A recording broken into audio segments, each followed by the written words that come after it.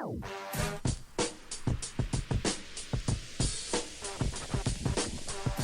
time for the shop report with Barbershop Jay.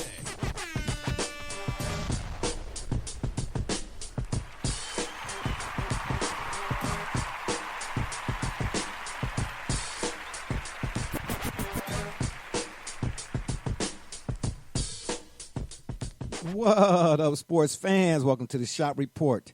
I'm Barbershop Jay. I'll be your host for the day. Here's what's happening. To the listeners out there, or, man, I don't know if you're out there listening or not today, I just wanted to mention today's show is a closed-door session. So, unfortunately, there will be no callers or no call-ins. Unfortunately, no call-ins. But we must remind you all, as always, the Shop Report is powered by none other than the Rocket Digital Media folk, the one-stop shop for all your digital media needs. Look them up on Facebook at RDM Detroit. That's at RDM Detroit. Or you can go to their website, Rocket, ROCKIT, digital.net, and tell them BSJ sent you.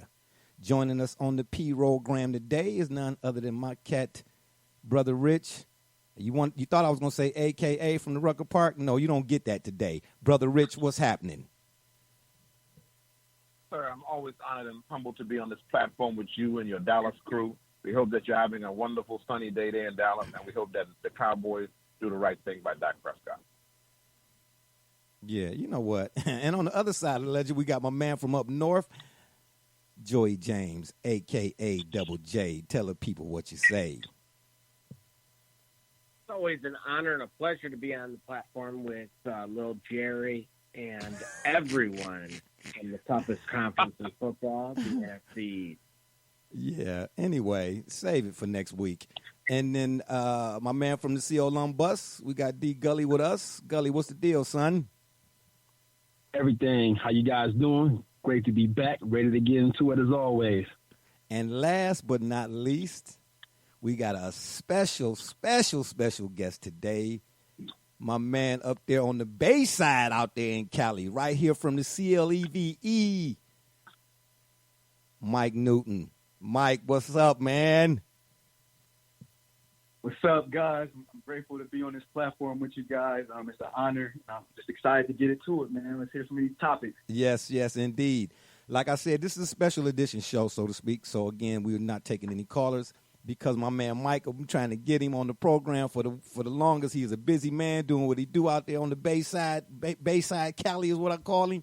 And he was able to take some time out of his busy schedule to join us on the program today. And just to give you all a little background on my man Mike right here, he is the basketball operations associate, and player development for none other than the Golden State Warriors, G League affiliate, the Santa Cruz Warriors. And he's also the head coach of the Warriors 2K team, the Warriors Gaming Squad. Did I get that right, Mike? Warriors Gaming Squad?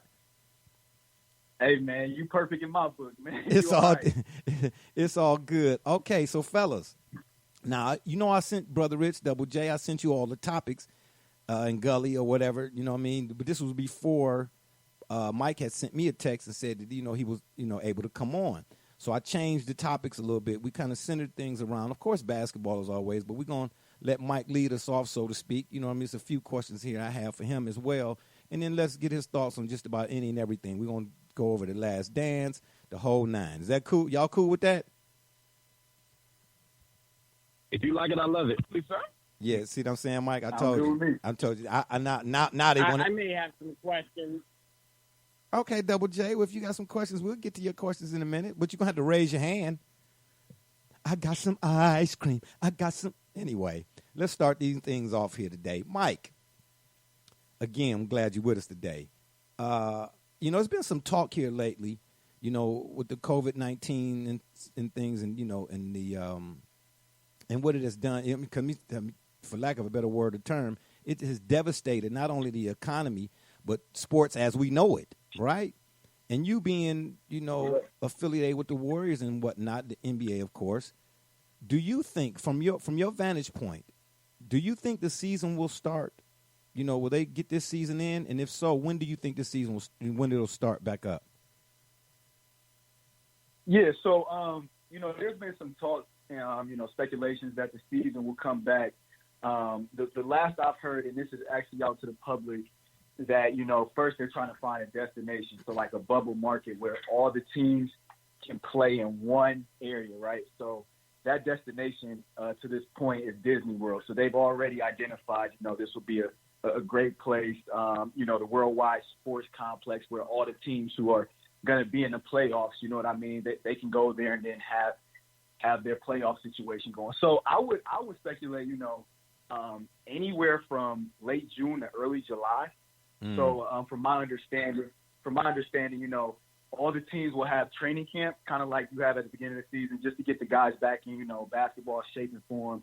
And that'll probably last for like 2 weeks. And then they'll have like 5 regular season games where, I'm not sure if they will be actual games or control, but like I said, just to get the guys back in the basketball shape. And then the playoffs is right there. So the timeline is still being worked on, but, I'm very excited and, hopeful that the season will start here soon. So. Got you. Yeah, we all are, I think. You know what I mean? If it's, if it's possible. We had already had some discussions prior to, and that, we went back and forth with, so if you got these guys out there but no fans, so to speak, how do you know that some of the players didn't come in contact with certain people and so on and so forth? How do you really, prevent the spread of it, so to speak, even though it was not, be no fans or whatever the case may be. So, again, we all sports junkies here, and we would like to see it as well. But we also, first and foremost, we want to see people safe, and alive and not, falling victim to this thing, for lack of a better word or term. Now, this next one is for everybody here on the panel. And, Brother Rich, I'll come to you. I'll start with you on this one. How do you like the idea of a 16-team playoff? I love it. Because of a shortened season. It gives us more incredible competition. Everybody has to go hard, all 16 teams, and so it almost becomes almost like reminiscent of the college basketball playoff. So I love it. I would love that idea. Okay. Yeah, I think I kind of like it, too, because it's not a East versus West thing. It's just the top 16 seeds, and that's what I like most about it. Gully, what about you? How do you like the idea of a 16-team playoff? Yeah, I like the fact that this will all but eliminate the idea of contenders from one conference not making it just by the technicality. I still think I think it's good that you still have those divisions, and hopefully those divisions still maintain alignment, so that way you'll get the best teams out of a specific region, if you will. But I do like the idea that you'll have the top 16, and looking at like a proposed schedule. Based on if the playoffs started today with that format, there would be some very interesting matchups in a first round that would be really great to see, like a Miami and Oklahoma City Thunder, which in years past that would have been great to see at any time. But I do like it. I don't see any problem with it. Yeah, good stuff. Double J, what about you? You like the idea of a 16-team playoff? If you remember. Yeah, I'm gonna interject right away. Oh, of course. We talked about this on this platform Yes. a year ago. I know it. About a mid-season tournament, a late-season tournament, anything to keep the fans engaged with the content, and yet here we are. Yes. And so being able to ultimately, which, look, let's be realistic here. There's been this is something that's been being screamed from fans for years. So the East is not the Beast Coast anymore. We want to see more West teams from the Western Conference rather in the postseason. This gives us that opportunity to do so, at least from a general standpoint of integrating both conferences to find out who is the quote-unquote best of the best. If we can get a West versus West final, so be it. I'm with it. Yeah, hey, that's the idea. I mean, not the idea, but that's one of the things when I was taking a look at it earlier, I saw that. I said, wow, the Clippers could actually play the Lakers for the NBA title. That is interesting. Very, very interesting. And then, Mike, we'll ask you the same thing. How do you like the idea of a 16-team playoff? Yeah, it's an easy answer for me as well. I got to agree with everybody on the panel. One, just being innovative, right? Like this is the best time, with the situation at hand. So with COVID, right, it's an unfortunate situation, but now all eyes are on the NBA. Is it going to come back? So why not give it a little spin where, okay, let's make things interesting. This is the time to try things. And like everybody else mentioned, my main concern would be, if it wasn't to be a 16-team, playoffs where it could be West versus West, but it's the traditional, right? And they do have those 5 games. They have those 5 regular season games. What if a team, that's on the bubble knocks out, another team that was supposed to be in the playoffs? You know what I mean? We still don't like know. Nuggets, Sonics, 96. Exactly. So, and then you run into a lot of issues with teams saying, well, if it's a longer season or if we start the playoffs right away, we would have been in. So it just causes for way too much controversy. So if it's going to bring controversy regardless, I say, hey, let's try something new with the NBA. We already lost out on March Madness. Let's bring March Madness to the NBA. And like you said before, let's see if this is a Lakers versus LA versus LA situation. Imagine how much money that will bring in. You ain't lying. I definitely agree with everybody on the panel. Yeah, for sure. Brother Richard, I know you'd be front and center in that one, wouldn't you? Right. Seeing how you out there in California. I do got a question, though. Maybe you might be able to help with some with maybe a solution here. Given that they're trying to restart to salvage this 2019-2020 season, by default, then the start of the 2021 campaign, is that going to be also a shortened season, or they're trying to make contingencies to maybe rotate basketball or rotate the NBA schedule to still allow for a full 82-game season and playoff for next year? For sure. So I actually saw something the other day on Instagram from a highly respected reporter that, there was speculation where obviously the season will be pushed back, right? With us starting the playoffs a little bit later and the season, being delayed. I think it was, what was that? I think like the draft was set for like September 25th, and I think free agency was set for like October 1st. So, and then with that, I think the championship was set for like either late September or late August or like mid-September. So I'm not exactly sure to answer your question if, there'll be a shortened season, but I know for a fact everything on the back end is being pushed back. So the draft process, right? And I still don't know if teams are holding draft workouts. So I just know the draft will more than likely be pushed back. And as far in, free agency. So if that answers your question. Gully? Oh, so that's great, because that means that would be that'd be great for guys like us who I don't like the end of the NBA season because I'm not as big a baseball fan. But aside from that, baseball is the only thing going in the summertime. So with something like this, that means basketball is in the summer. That means the Big Four is playing year round, and it's always something to capture my interest. I really like that. Yeah, and for sure. And I think that's the whole idea of the NBA right now, right? So let's just look at the NBA schedule and season. And this, I talk to my family, and James, you know this. I talk to my dad about this all the time too. You have training camp, right? Well, you have the draft, and then right from the draft, you go into free agency, you go to training camp, and then right from there you got preseason. From preseason, you got the whole regular season, right? And then, but we gotta take a stop real quick. You got the All-Star break, so. All-Star events are going on, so they still take up that time. Then the NBA goes all through the summer. And then once the NBA is over, guess what? That draft happens.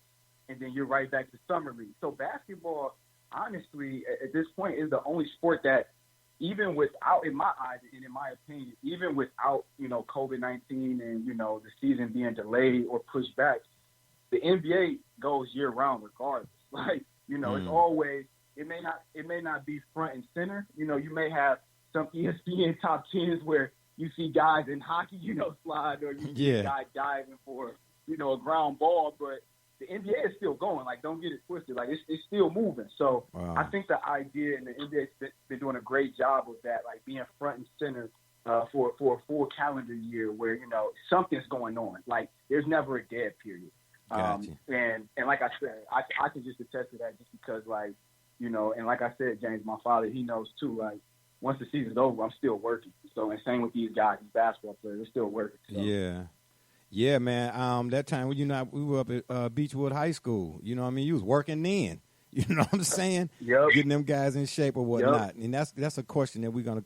It's an ongoing question. It's been on this show for about 77 weeks now, and we only been here for 55 weeks. I'm being facetious, but it's been an ongoing question. We're gonna get to that a little later on in the program today. But we're gonna get your thoughts on it, Mike. You mean the Cowboys? The question about the Cowboys? No, The question about the nobody's Cowboys? talking. Mike, you don't understand what I deal with on a regular basis, man. See, you out there soaking up the sun, and I got to deal with snow in May in Cleveland. You see what I'm saying, Mike? And then I got to deal with these two characters over here. That's okay. That's all right. Guess what? Like 45 said on The Apprentice, you're fired. That's for Double J and Brother Rich. We're gonna go a little personal, a little bit here with my man Mike before we get back into the general questions. And this one here, Mike, you played under Coach Flannery at St. Ed's. I sir. did not know that ESPN had you ranked. What was your ranking when ESPN had you ranked when you were in high school? Do you remember? So when I was in high school, Yeah. I don't. I know. So in the state of Ohio, I was probably for sure like a top 15 point guard in my grade. So in Ohio, I was top 15.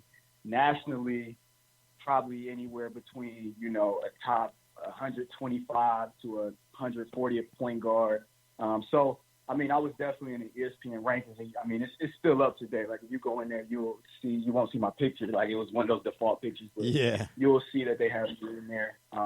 And you'll see like my state ranking and like my national ranking for point guards. Yeah. Just point guards, not out of. Yeah. When you saw that though, that ESPN had ranked you, you know what I mean? What was your reaction to that? Was it a big deal to you, or Honestly, you was just it wasn't. Yeah, honestly, man, it wasn't that big. Well, I'm not gonna say that. So initially, I remember when it first happened. I was in New York, and it was during AAU. It wasn't even during high school. It was during AAU. We played at the New York Gauchos. There was a tournament like in the Bronx or something like that. I'm not even sure where. Yeah. But at the time I was playing with King James Shooting Stars, so LeBron's AAU team, and we had a pretty good team. It was my sophomore year. We had a couple guys from Pittsburgh. So we had a guy who went to Vanderbilt and he ended up going to Pitt. No, he went to Pitt, then went to Vanderbilt. We had another guy go to Kent State. We actually got a guy who plays for the Browns now. He's a good friend of mine. His name's Farrell Brown. He's a tight end for them. So we had a pretty decent squad, and we had a good showing there. We ended up going to the Final Four. We ended up losing to the New York Gauchos. At the time, they had a point guard named Javon Thomas going to St. John's. So, I always wanted to be in the ESPN rankings. And Yeah. when I got in, it was good to see my name there. But honestly, I had been playing varsity since a freshman. So, right? I mean, I had letters come in and out. Like I've had contact with college coaches. I took business as a freshman and sophomore. So, I mean, it wasn't really like that big to me. Like I was happy to be on that platform, but it wasn't like, I was a top 3 point guard in the state, you know what I mean? And top 100 player in the nation. Like I wasn't naive. Like I was a good player, but I wasn't extraordinary. So. Yeah. But I mean, here in Cleveland, I mean, I guess it's high school basketball, all throughout the country, but you starting as a freshman varsity, that's a big deal. You know what I mean? In any era. That's a big thing on this program too. It's somehow or another for era sure. always seems to crop up For or sure. whatnot. Yeah, for sure. And then from St. Ed's, you went to Northwood University in Florida. Yes, sir. So, And you played under Raleigh Massimino. yeah, that's my guy, man. R.I.P. Raleigh, man. That's my guy. Yeah, but and let me add this, Mike, before you weigh in.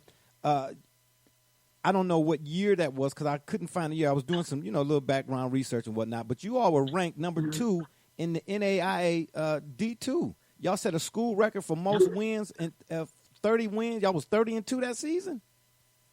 For sure. So my time, I don't want to skip over this. I want to show respect to, Coach Flynn. Coach Flynn's a great coach. In my eyes, easily the best coach in the state of Ohio, hands down. And I can say that directly to anybody. I can be comfortably in my seat. Yeah. You can sit any coach in Ohio, and I would say my man, Coach Flynn. And it's not even being biased. No, it's not, because Flynn his is he a bad boy. He is, no question about it. Yeah, and I have so many stories of going to national tournaments, upsetting teams just because of a game plan. Like we're clearly undersized. I wouldn't say underskilled, but these guys are athletic, this and that. So just picking his brain and having his IQ just helped a lot, and it still helps me to this day. So shout out to Coach Flan too and the Eagles. But so from St. Ed's, I went to Northwood, which is now known as Kaiser University. It's a Division II NAIA school Gotcha. out in West Palm Beach, Florida. And Rolly Massimino was my coach. For those who don't know, 1985, which what is known as the perfect game at Rupp Arena. They beat, a great Georgetown. Team where, they literally, and they had to play a perfect game to win. So that's why it's called the perfect game. These guys were going crazy. And, being able to play under him, and he just brought so much to the table as far as, that's one of the one coaches that I can truly say, when he says, you're a part of my family, this is a family, he really means it. Yes, I heard that about him too. Yep. And then before games, we would eat dinner. We would eat team meals together. We had a little tradition going on where, before team meal, he would make someone sing. So, all the freshmen, all the freshmen, we would sing together, make us dance. This guy was probably 180, and he was still doing suicides with us, bench pressing in the bar. He was just an amazing and pure soul. And, he knew his stuff. He really did. He cared.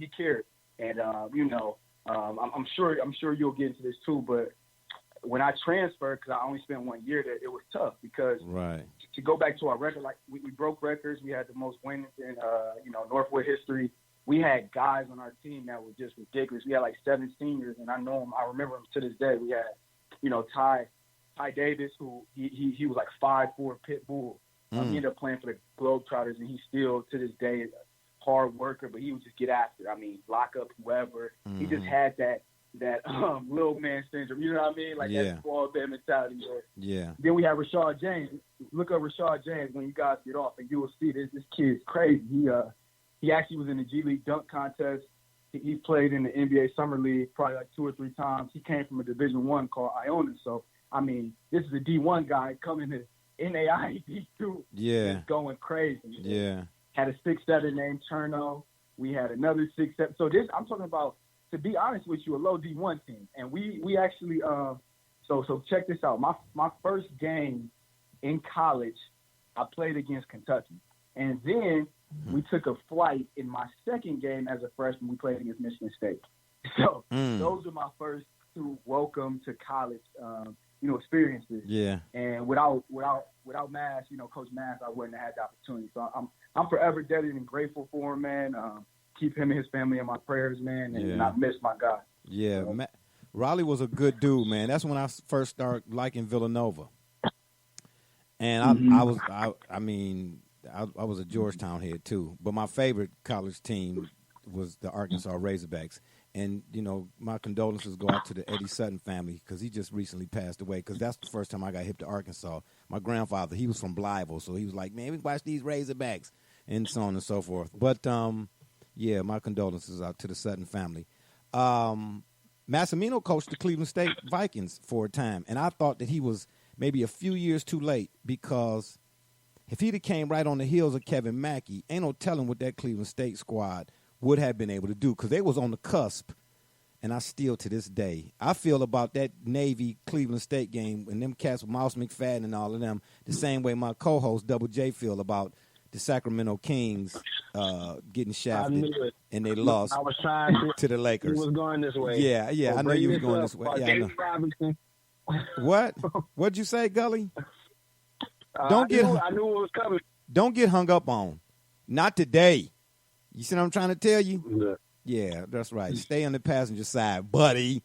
Yeah, you knew I was going with that. Yeah, but Matt Raleigh came a little bit too late for me, but I loved him as a coach too, man. I didn't know him, of course, like you did, but just from the people I had talked to at the time when he was here or whatnot, they said the guy, to describe him in one word, he was genuine.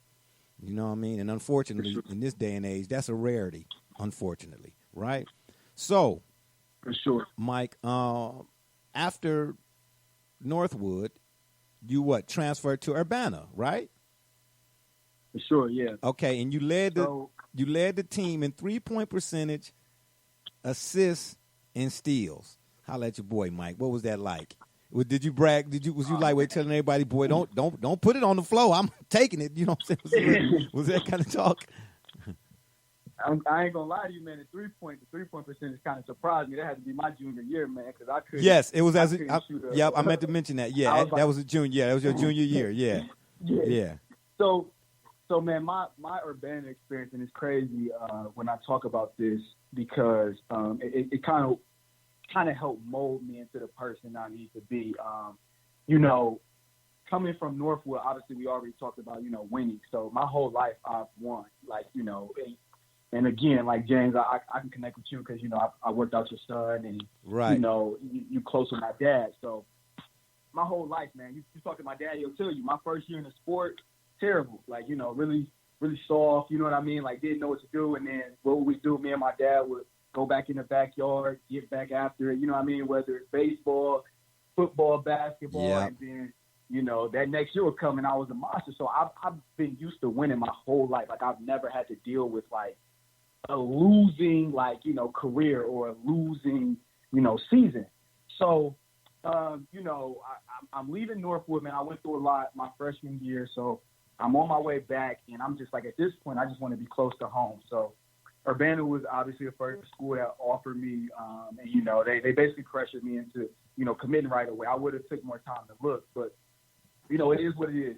So Urbana is right in between Ohio State and Dayton. So it's like right in that cusp. It's closer to Dayton. So, you know, my first year there, I think the head coach was Jeff Porter, great guy. And then now the assistant coach at Cleveland State, Ryan Sharp, I just talked to him the other day.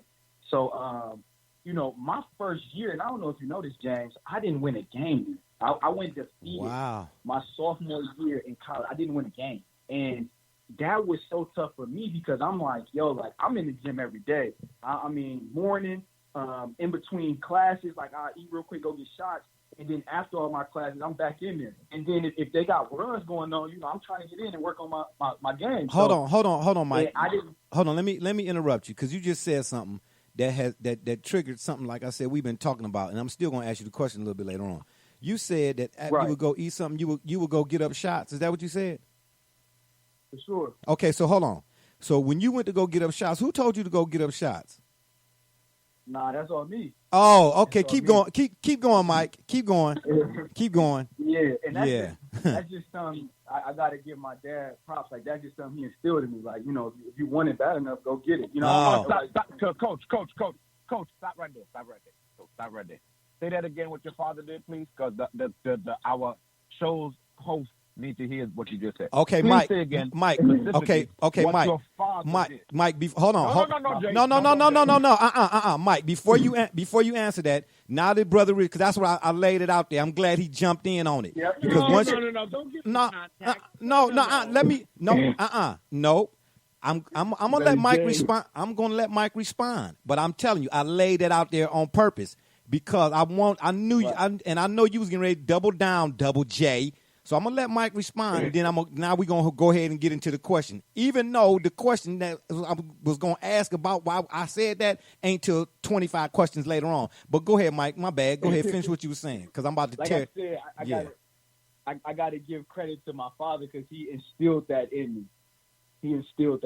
So, you know, I would go and get shots whenever I was free, if I was bored, if I had a bad game, like I'm in there. And it was tough for me personally because I didn't have guys behind me. So I would try to drag guys to the gym, and they're like, all right, I'll be there. And nobody was following me. And I couldn't understand. Oh.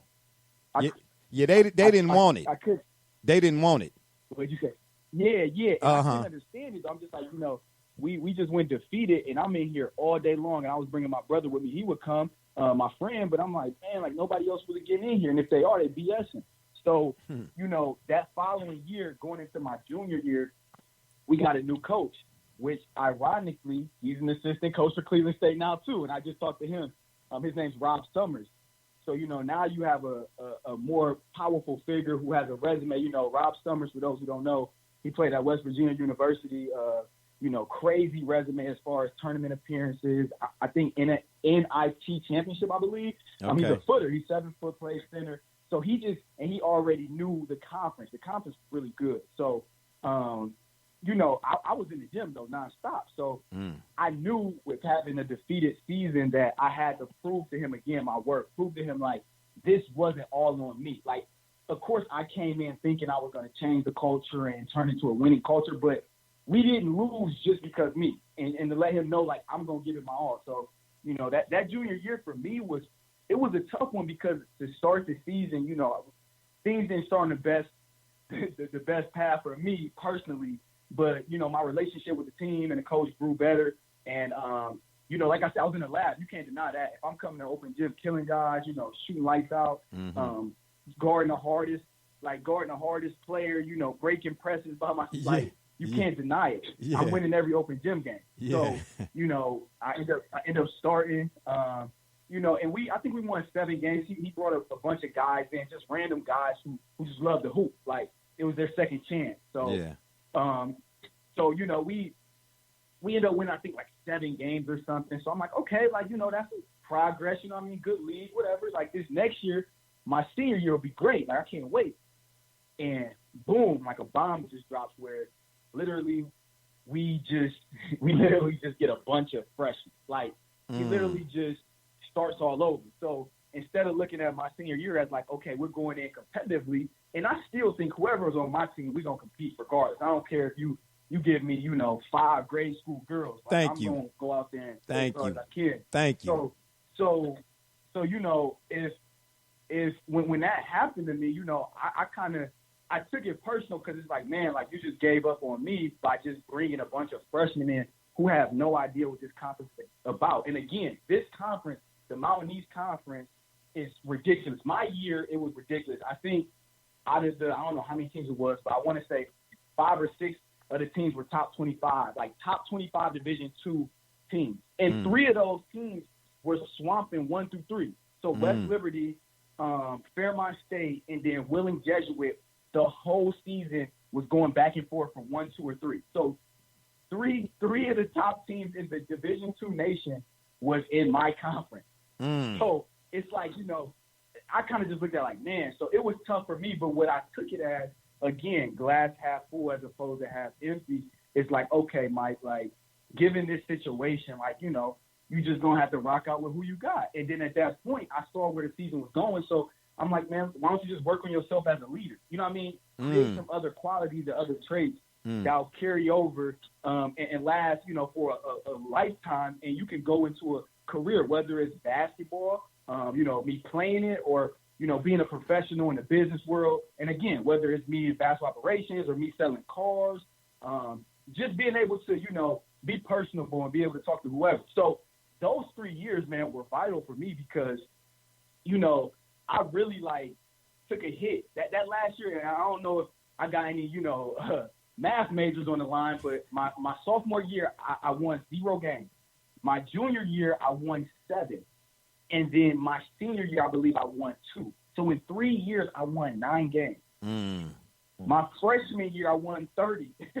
So it was just eye-opening. Yeah. But again, I needed that to happen because that molded me into, you know, the person, like the overall person. Yes. That experience humbled me. Yes. And made me realize, like, you know, nothing's given to you. Like, everybody is in competition, and competition is tough. So if you want it, you got to go get it. So, yeah, and I'm glad you said that last part. That needed to be said on this program, and not from our co-hosts or whatnot, because we chide each other and we do it. It's playful banter, you know, back and forth or whatnot, because it's all love here. Really, it is. But that last part needed to be said, man, just for young people, period. You know what I mean? And what it seems to me like, okay, you were losing, you know, in the win-loss column, so to speak, but the things that you learned were things that you can't put a price on. Is what it sounds like you're saying, you know what I mean? Which I think are more invaluable than any game or anything, as much as we love sports here. Gully, would you please stop chewing gum? My goodness. If any Brother Rich, Double J, Gully, if you all want to ask Mike a question, because I'm getting ready to ask the question, quote unquote, the question. If you all want to ask him a question, just, you know, before you pipe in, just say, yo, this Brother Rich, Mike, let me ask you something, so I'll know who it is. That's what, you know, if I don't catch it or whatnot. Is that cool? Cool, good. Okay, got it. Okay, Mike, let me tell you now why I laid that out there a few minutes ago, because we still got some more things about you I want to throw out here as well. But seeing how they didn't popped up, we're going to throw this one in right quick. this has been ongoing. Okay, Brother Rich, Double J, Gully, they've been attacking me. I'm talking about they've been attacking me, man, for 1,700 weeks on this show, man. You got people, when I go to work, they be like, yeah, what's up, Jerry? You know what I'm saying? Calling me little cowboy and all that kind of stuff. You know, be like, yeah, is it the measurables? Yeah, you know, and all that kind of stuff. Because they listen to the show, so they friends with Brother Rich and Double J now. But it's cool. I can handle it. You know, I asked this question. I said, no, or did I make a statement? Here's what, and I'll let Brother Rich or Double J, if they want to, give their responses to you, Mike, okay? Because I don't want to speak for nobody, Okay. and I misconstrue some stuff, okay? Because misconstruction be all up and through the shop report here. Anyway, I said, at this stage of his career, for Ben Simmons to not be able to have a consistent jump shot and still be terrible at the free throw line, and then at the same time be scared to shoot the ball at all, that's on him. Brother Rich, Double J, do y'all want to pipe into what y'all said immediately after I made that comment? Yes, I do. Okay, I would go right love to, ahead. actually, This is because Double J speaking. Our guest is a part of the 2K League, which, believe me, sir, I strongly encourage you to look at my resume. Oh, when it comes stop to it. NBA. Oh, stop. Oh, my. No, Oh, here we no, go. Sir. Here we go. I'm gonna, Brother Rich. Can you say "sir" for me, please? Fine, sir. Oh, gosh, really? When it comes to that, if you look at that game and how Ben Simmons is dominant when it comes to driving and dunking, I want to point out here, and I'm sure Brother Rich will reemphasize this point: the fact that he is that dominant in that game when it comes to driving and dunking. If he were to give an off season or even this 2-month gap in time dedicated to the mid-range jumper, he would go from an 84 overall to arguably a 94 overall. What? Would you agree or disagree? Wait, hold The it. only way that That ain't got nothing to do. Hold on. See this the kind of stuff I deal with, Mike. You see what I'm saying? This is why I do push-ups. Okay, listen. That has nothing. The 2K, we ain't even got to them questions yet. First of all, that you was wrong for that, Double Jason. Number two, that ain't got nothing to do with the statement I made in the real game. And number three, give me a minute. It's coming. Number three, that ain't got nothing to do with nothing I said, Double J. Go ahead, Mike. Let him have it. It does. It all No. ties together. And here, I'll put the bow on it for you while you're having it. Okay, well, I'll tell you what then. How come he ain't show up in the playoffs It's then? his coach. In the real playoffs. He didn't show up. His coach. Yeah, that's what. No, it's not that he didn't show up. He didn't show up. There's a reason Embiid. There's a reason Embiid. Oh, wow. ultimately took that switch on the defensive possession against Kawhi. I'm not talking about the last shot. I'm talking about the That's essentially that's Brother Richard and I's point, sir. Oh, To our guest is that there is a lack of coaching. There's too much of this friendly system. Now, as you graciously told us your story and your background about how you grinded and went from Cleveland, ended up in Florida, ended up back in the Midwest, and ultimately found your way to the West Coast through your effort, your dedication, and a little bit of push from your own family and your father. Mm-hmm. If Ben Simmons were to get that same little push, if the lady across the street had a mustache, she'd be somebody's uncle. Oh, Man, stop it. okay, all right. No, Come stop on, it. sir. No, you and Brother Rich, y'all in timeout. Mike, go ahead. Let me repeat the statement. So- At this juncture in his career, for Ben Simmons to not have a consistent jump shot or be able to hit free throws and be scared to take a shot, that's on him. I didn't say coaching did not matter at all, but I'm saying at some point, the player has to take accountability for his own game. If you in your 4th year in the league and you ain't no better in your 4th year in the league than you were in your 1st year in the league or when you was in college, that's on you. Go ahead, Mike. I'm gonna let you answer. My bad. Go ahead, do your thing, man. Do your thing. So I know both parties are gonna be mad when I say this, but it's me being honest. It's a little bit of both, and I'll tell you why. Oh, Thank you. Thank you. Hold Thank you. it, Mike. Hold it, Mike. Hold it. I said the same thing. I said it's a combination. Get out of here. Oh, I know you. Oh, I'm pulling the tape. Gully, don't laugh. You did not. Yes, I did. Oh, I'm pulling the tape. Oh, I'm pulling. It's not that it's a combination. It's not that it's not a combination, but there's No. Hold it, Gully. Hold it. If you're a batter, right? No, hold it. Feet. Gully. If you're a batter, you need both of your feet. Gully, to, you got to let Mike answer. Be planted when you swing that ball. Gully. There's a lead, and then there's a bat. Which one takes the lead? I think the argument is Gully. You don't hear me I'm talking? the silent majority. Hello. I choose a non-vote. I think the argument is you don't hear me personal talking? Accountability, like yourself. Wow.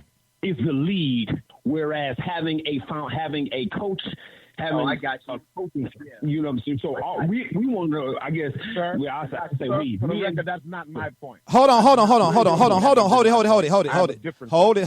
it. Gully, you ain't hear me. You ain't hear me saying. Hold on. No. Yeah. Well, I was saying hold on, but that's fine. But I know what your point is, brother Rich. But hold on. Let Mike answer. Oh, cause the phone number. I'm sorry, Mike. Hold it. I'm sorry. Because this is how we do. This is how we get down sometimes.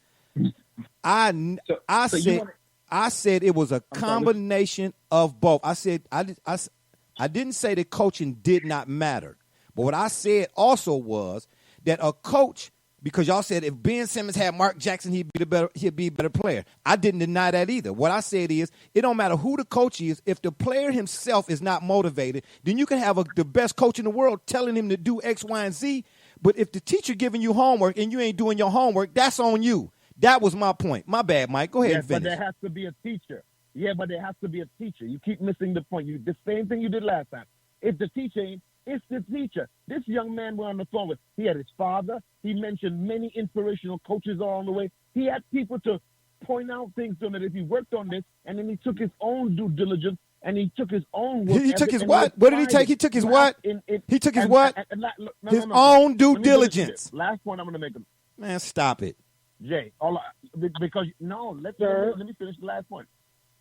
Sir, you mentioned we're talking about Ben Simmons, and what I said to Jay is that when you look at players like Ben Simmons and others in the league, you see the deficiency of some of the AAU and these players coming up very, very rapidly, becoming superstars before time, and then nobody can tell them nothing, and they're more powerful than the coach, and they can fire the coach. Tell me that's not the fundamental issue with a lot of these young players and their fundamentals. Okay, but wait a minute. I said at this juncture of his career. He's not a freshman in high school.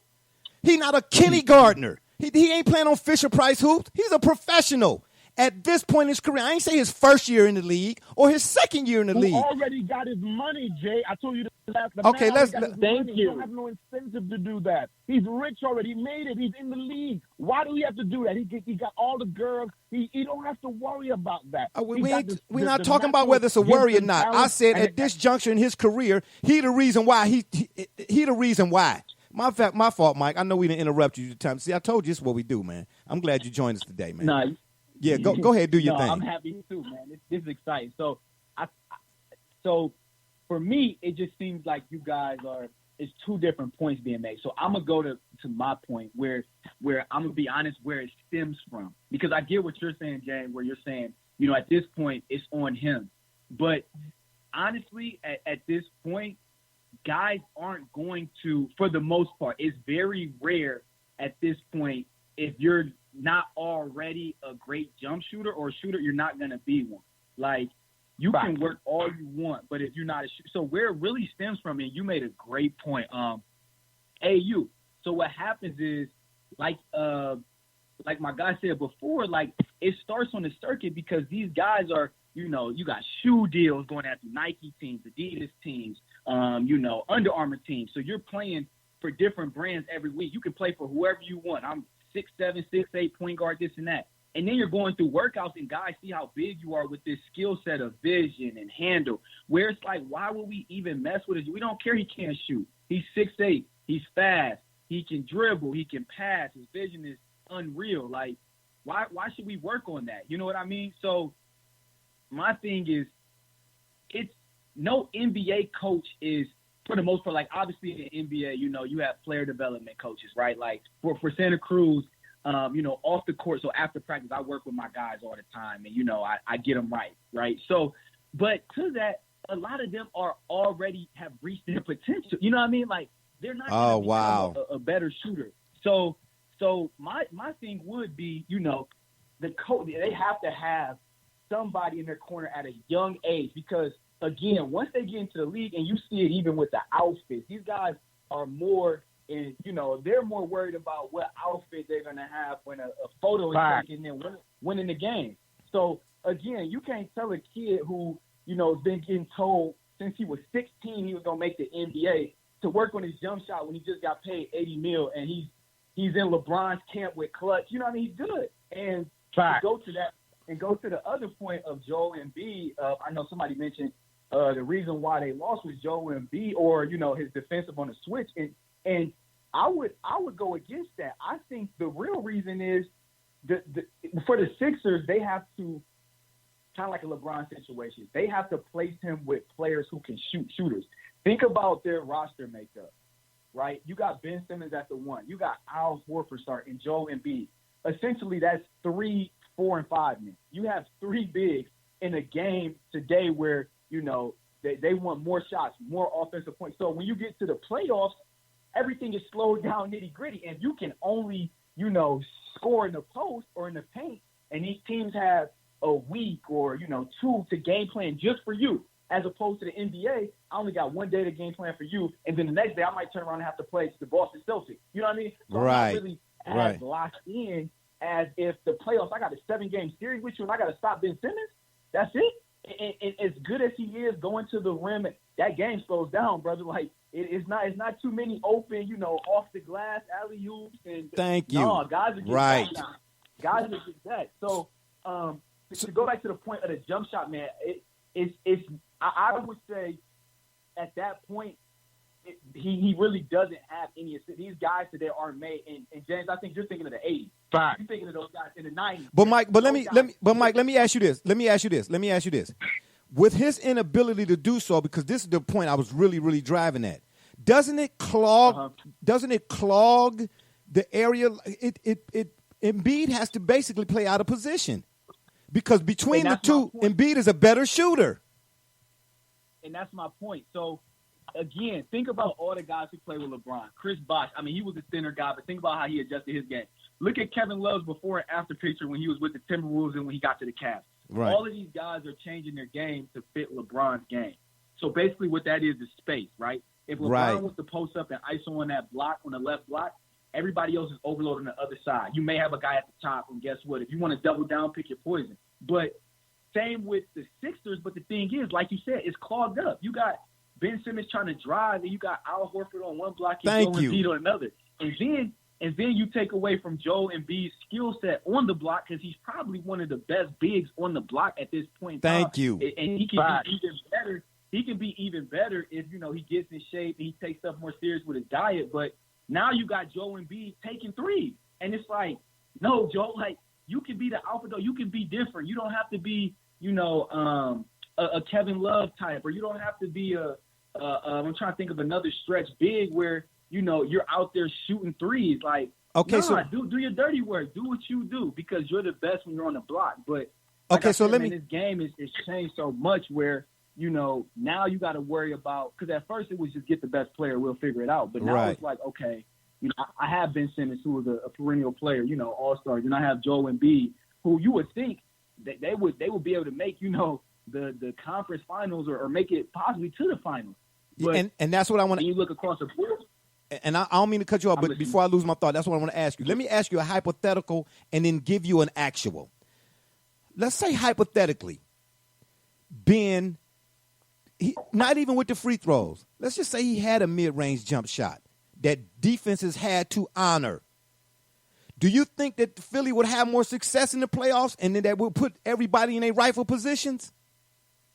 I'll be honest. If Ben Simmons just took a three, like even if it wasn't even close, if he just showed teams that, hey, I'm confident enough, I'll take a three, they will be better. Thank even if you. He went one of four. Yes. As long as they have to, and they know, like, hey, this dude is capable of hitting 2 or 4. He's capable of and he may go 1 of 5 again. He may go 0 of 6. But the fact that he's at least taking it and they have to respect it, it will be so much. They will be so much more dangerous. But I think the fact that teams know, like, now he's insecure, right? He's talking back to the media. He's saying, I don't need to do. Now they're like, okay, we know what to do. Wait on him at the free throw line. Just meet him a little bit early so he does not have a full head of steam. We're just going to clog the lane up. Like, they don't have that many shooters. They may have one on the floor at a time, but, you know, they're not going to have any. Tobias Harris, you know what I mean? Don't get me wrong. Tobias Harris is a great player, but he's not I wouldn't say he's a shooter. Like, the shooter that I classify as like Kyle Korver, like J.J. Redick. Like, you need guys like that on your team with Ben Simmons where, hey, if this guy dares to take a step to pinch or, you know, slide down for the roll on Joel Embiid, I'm hitting that corner and that guy's knocking it down literally 9 out of 10 times. 9 out of 10 times. And see, that's the sad part about it. And again, why would I even go and get that guy when all I need to do is get better at what I'm bringing that other guy in for? And we become better. I get what you're saying, though. You understand what I'm trying to say? But then let me give you the actual. And what the other guy's name who came into this that I use as an example.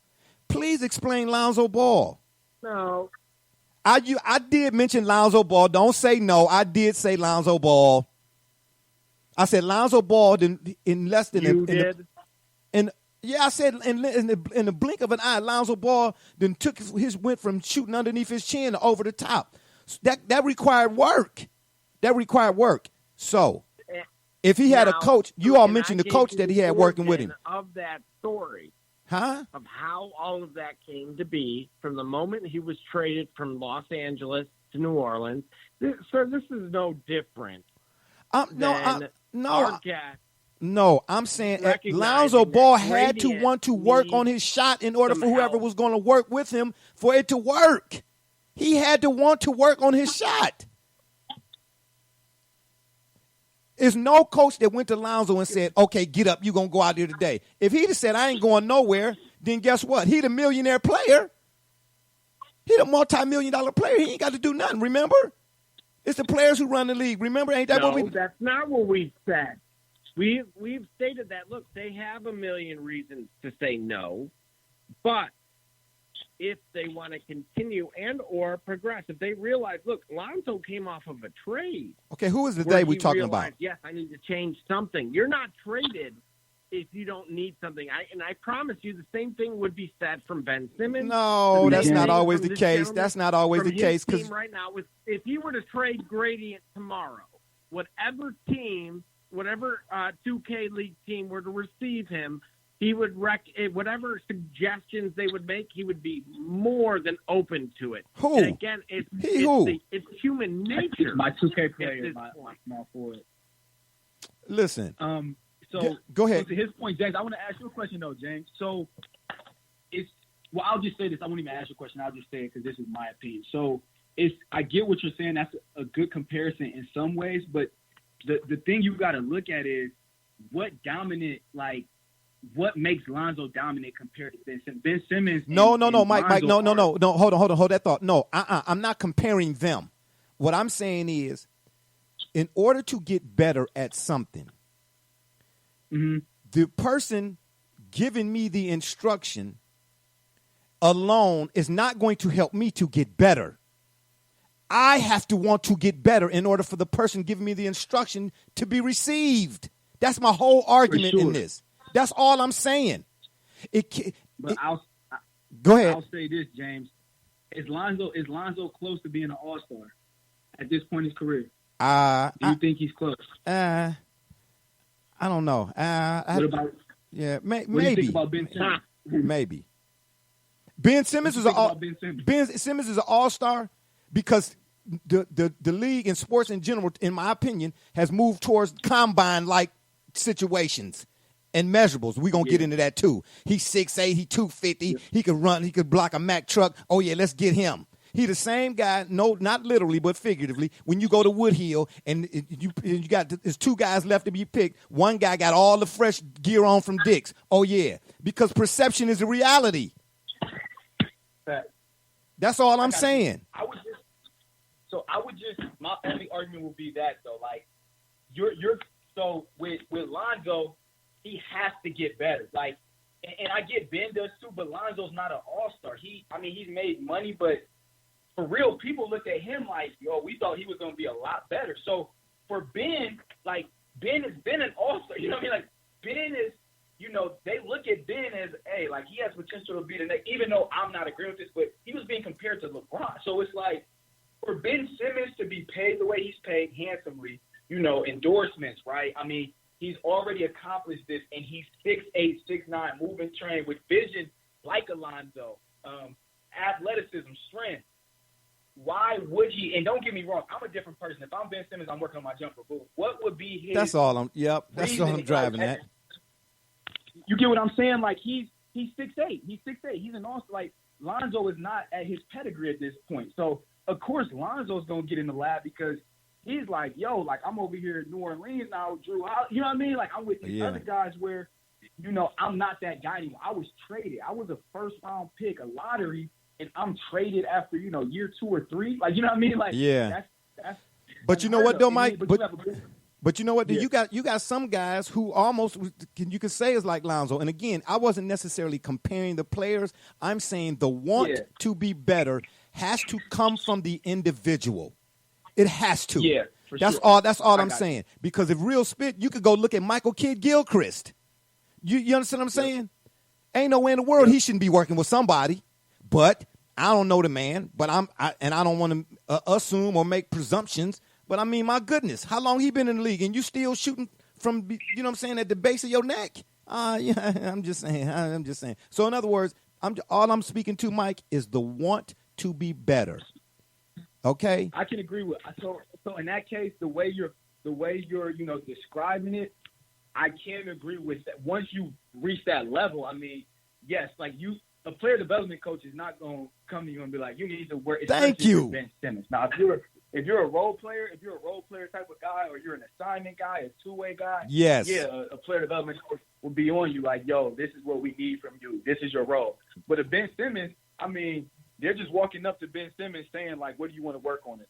You know what I mean? Right, like, right. That's kind of the way. That's kind of the way with everybody. Like I had a conversation with Phil Handy, who you guys probably know. And some other well-respected guys around the NBA, you know, assistant coaches, you know, some other player development coaches. That's what Phil Handy said. He said, you know, when I go to my guys, I don't tell them this is what we're working on. You know what I mean? I don't say, hey, this is what I ask, you know, what do you want to work on? What do you want to get better at? You know what I mean? And then obviously you show them film and say, hey, these are some opportunities or some spots I think would be good for you. But Ben Simmons of that caliber, you know, it's not, and you got to be careful with that, man, because you don't want to start. Thank you. Hold it. No, thank you, nothing. Hold it. Say that last. We got to be careful. What, Mike? Please say that again. Jay, because Jay, you continue to overspeak when the point is being made, so that your point is not overshadowed, and you will not let the man and us make the central theme point that we're making, and that is this: there must. In your life, in your journey, in your walk, there must be somebody somewhere to point out, guide you, instruct you, and yes, you must be willing to listen. And I said to you time and time again that the way the NBA is today, when you are Ben Simmons, nobody can tell you nothing. You can get the coach fired. No shooting coach can tell you. People got to watch how they walk near you because you can get everybody X out of here. Okay, but listen. At that level, what incentive does he have to work on his game? Listen, what does he have to do? Keep taking L's. If you keep taking L's, this is what I'm saying to you. What you're saying, the team is losing. Listen, he's not taking any L. Man, team is losing. What you're saying $100 million. What you're saying works if you young, but at some point, a man got to stand on his own if he want to be better. You can't be 30 and 40 and keep using that. And I ain't saying about his age. I'm saying Jay, you figuratively. talking but Jay, Man, come on, Jay, man. You invited a coach in the NBA. He's telling you these young men have no incentive to get their game better. But you ain't gonna always be a young man. None. You ain't gonna always be a young man. Listen. You right now you going into year 4, year 8, year 9, year 10, and you still getting the same results. You can't keep blaming everybody else. Because at some point, But like Jay, these guys that be chasing rings or whatever the case may be, where they you're gonna want to almost win. naive. Man, come on, man. Come You're on, almost man. being naive to this point. I almost only count on hanging eggs and Again, horseshoes. Naive, I am never. Naive is you're not. using- Never naive. You're using circumstantial evidence as to being. The I'm using catalyst circumstantial for someone evidence, and wanting we change. over here talking You're about what saying ifs. Someone late into their careers said, "You know what? Now is the time where this mental enlightenment takes place." But hold And it. Here again, comes the part of the that show happens where for we. Hold on. Here comes the part of the show where we. You're You're talking. You talking about mental enlightenment. Go ahead, finish making your point. Mental enlightenment. This ain't. We ain't Well, talking this about is zen. what We I'm ain't talking about trying to lighting explain to our incense. host here. Okay. All right. Your point is still made, Double J, and I don't disagree with that. But here comes the point in most of these shows now where we insert LeBron James into the argument, because clearly what they've just defined is what we perceive to be LeBron James' unwillingness to grow his game beyond what he's comfortable with.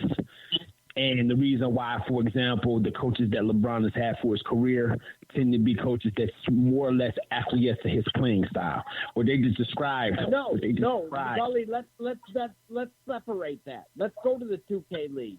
Let's use our guest top player who was a first-round pick. Let's use Gradient. Our guest was an assistant coach on that same team.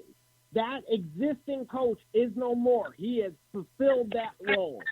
They have missed the playoffs again. Do you believe that light bulb has gone off on that star player, where if our guest were to tell him he needs to change something for the betterment of the team, that he would not be receptive to it? Hey, Let's let if he our got guest answer that. if the guy got $100 million contract, probably not.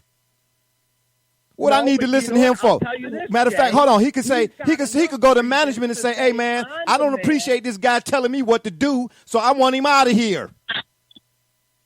That's what But star he's players got do. enough reasons at this point. He's got enough incentive to our point that we've been trying to make. So I'm gonna take it away from the NBA. I'm gonna go to the 2K League, and I'm gonna say this: Gradient has missed the playoffs again. He was one of, arguably, when this league came into existence, he was in that top 10 class. He was with the Dimes and those guys. I played against them. I qualified with them, so I know them. But I'm a little bit, I guess, older, so to speak, so I don't have the YouTube channels, et cetera, but I'm equally as qualified, if you ask me, and twice as hungry. But that's my point. If you were to look at that example and say, look, your head coach has been fired. You have missed the playoffs yet again. And yet here is your current head coach telling you that you have to change. Are you going to want to do it? And truthfully, if you like the environment that you're in, the answer is yes. Okay. And that is the point that Okay, even but you listen, have made. But listen, it but you're takes using another 2K. voice, You're using Jay. 2K. It who- doesn't matter who that is. And traditionally, it comes from a coach, someone you trust. I whether it's never a coach said that or a it didn't parent. come from coaching. But who? Listen. Well, okay, so then I tell you what. Then you know what they need. I'm going to put a petition together. We're going to take the term self-motivated out. We're going to get it removed from all dictionaries around the world because it's irrelevant. It has to be irrelevant nowadays because it's 2020. Just like I'd say to all, not all, but a lot of parents I come across. Well, you know, kids today is different. But I tell you what. It's a lot of parents, they so busy giving their kids what they didn't have, they failing to give them what they did, and that's discipline. Self-motivation, that ain't applicable because it's 2020. That ain't applicable because you got $200-300 million. Because you a billionaire, being practical is irrelevant? Or being practical is beneath you? I ain't buying it. Sell it somewhere else. Jay ain't buying it, baby. Well, because you won't listen, and you're not listening to real life. That these young men, when they play basketball because they're tall or someone played, then they become successful. They make it to the league. They have no incentive to work. That's overstating the obvious. And then they end up telling, wait. And then they're in the league that you call the two-day that they end up telling us it's just basketball. They're not like the players of the 80s and the 70s. It's just basketball to them, and they're just using basketball to get their lifestyle and the nice clothes. We say this on the show all the time. The game is not as serious to them as it was. They are using the game as a means to a method. That's overstating the obvious. That's overstating the obvious. Then if it is, then why are you talking about? Because of what I said, you should understand what's happening with Ben Simmons. Listen, the reason you should understand Ben Simmons have no incentive to do nothing. Okay. That's why, again, I said at this juncture in his career, if he ain't got what he needs, it's on him. Now, the reason why he don't want it, he got what he needs. He got what he needed. He needed $200 million contract. Okay, so then that's my point. Then very nice. That's my point. The reason again, if he got what he want, then he don't want to get better. That's my point. Yeah. If anybody else want to ask Mr. Mike, sorry, Mike. I told you this is what we do, man. This is what we do. You know what I'm saying? Good. You know what I'm saying? I'm enjoying myself, man. Yeah, this is what we do. Brother Rich and Double J get together, unbeknownst to me at times. I caught one of their it's like breaking the Enigma machine. I caught one of their little cryptic text messages. You know what I'm saying? Like, yeah, this is how we going to get him today. I'm going to hit him high. You hit him low. You know what I'm saying? This is what they do, Mike. This is what they do, but they don't understand. I'm like Steph Curry, baby. I come down and pull up 1 on 5. You under dig? This is Jay you talking to, baby. You know what I'm trying to tell you? But, Now, Mike and Jay. Oh my God! Here we go. Answer that question, Mike. Lord. Our guest. I gave a very logical answer in question rather. It was very illogical, Spock. Player, right? If you were to go to your star player this evening, you're what? It's 6:00 on the West Coast, right? And you were to tell him that there is an opportunity, given your basketball knowledge and background and what you witnessed this season, and as you continue to witness as this playoff season continues, because I'm watching, here's what we need to change as an organization to take that next step. Say that again, please. You weren't finished. Sorry.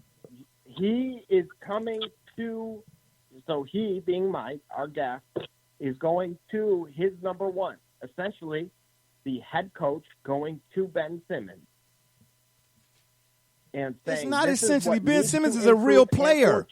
We're not talking about a guy with a joystick in his hand. I would like our guest to answer that question. Oh, okay. My bad. My bad. Very good. This is a very good example without being the main example. Okay, my bad. Again, just my bad. Where they are as an organization and where they're looking to be. I'm sure you have incredible aspirations. That's why you not only joined that staff, but that's why you took that role.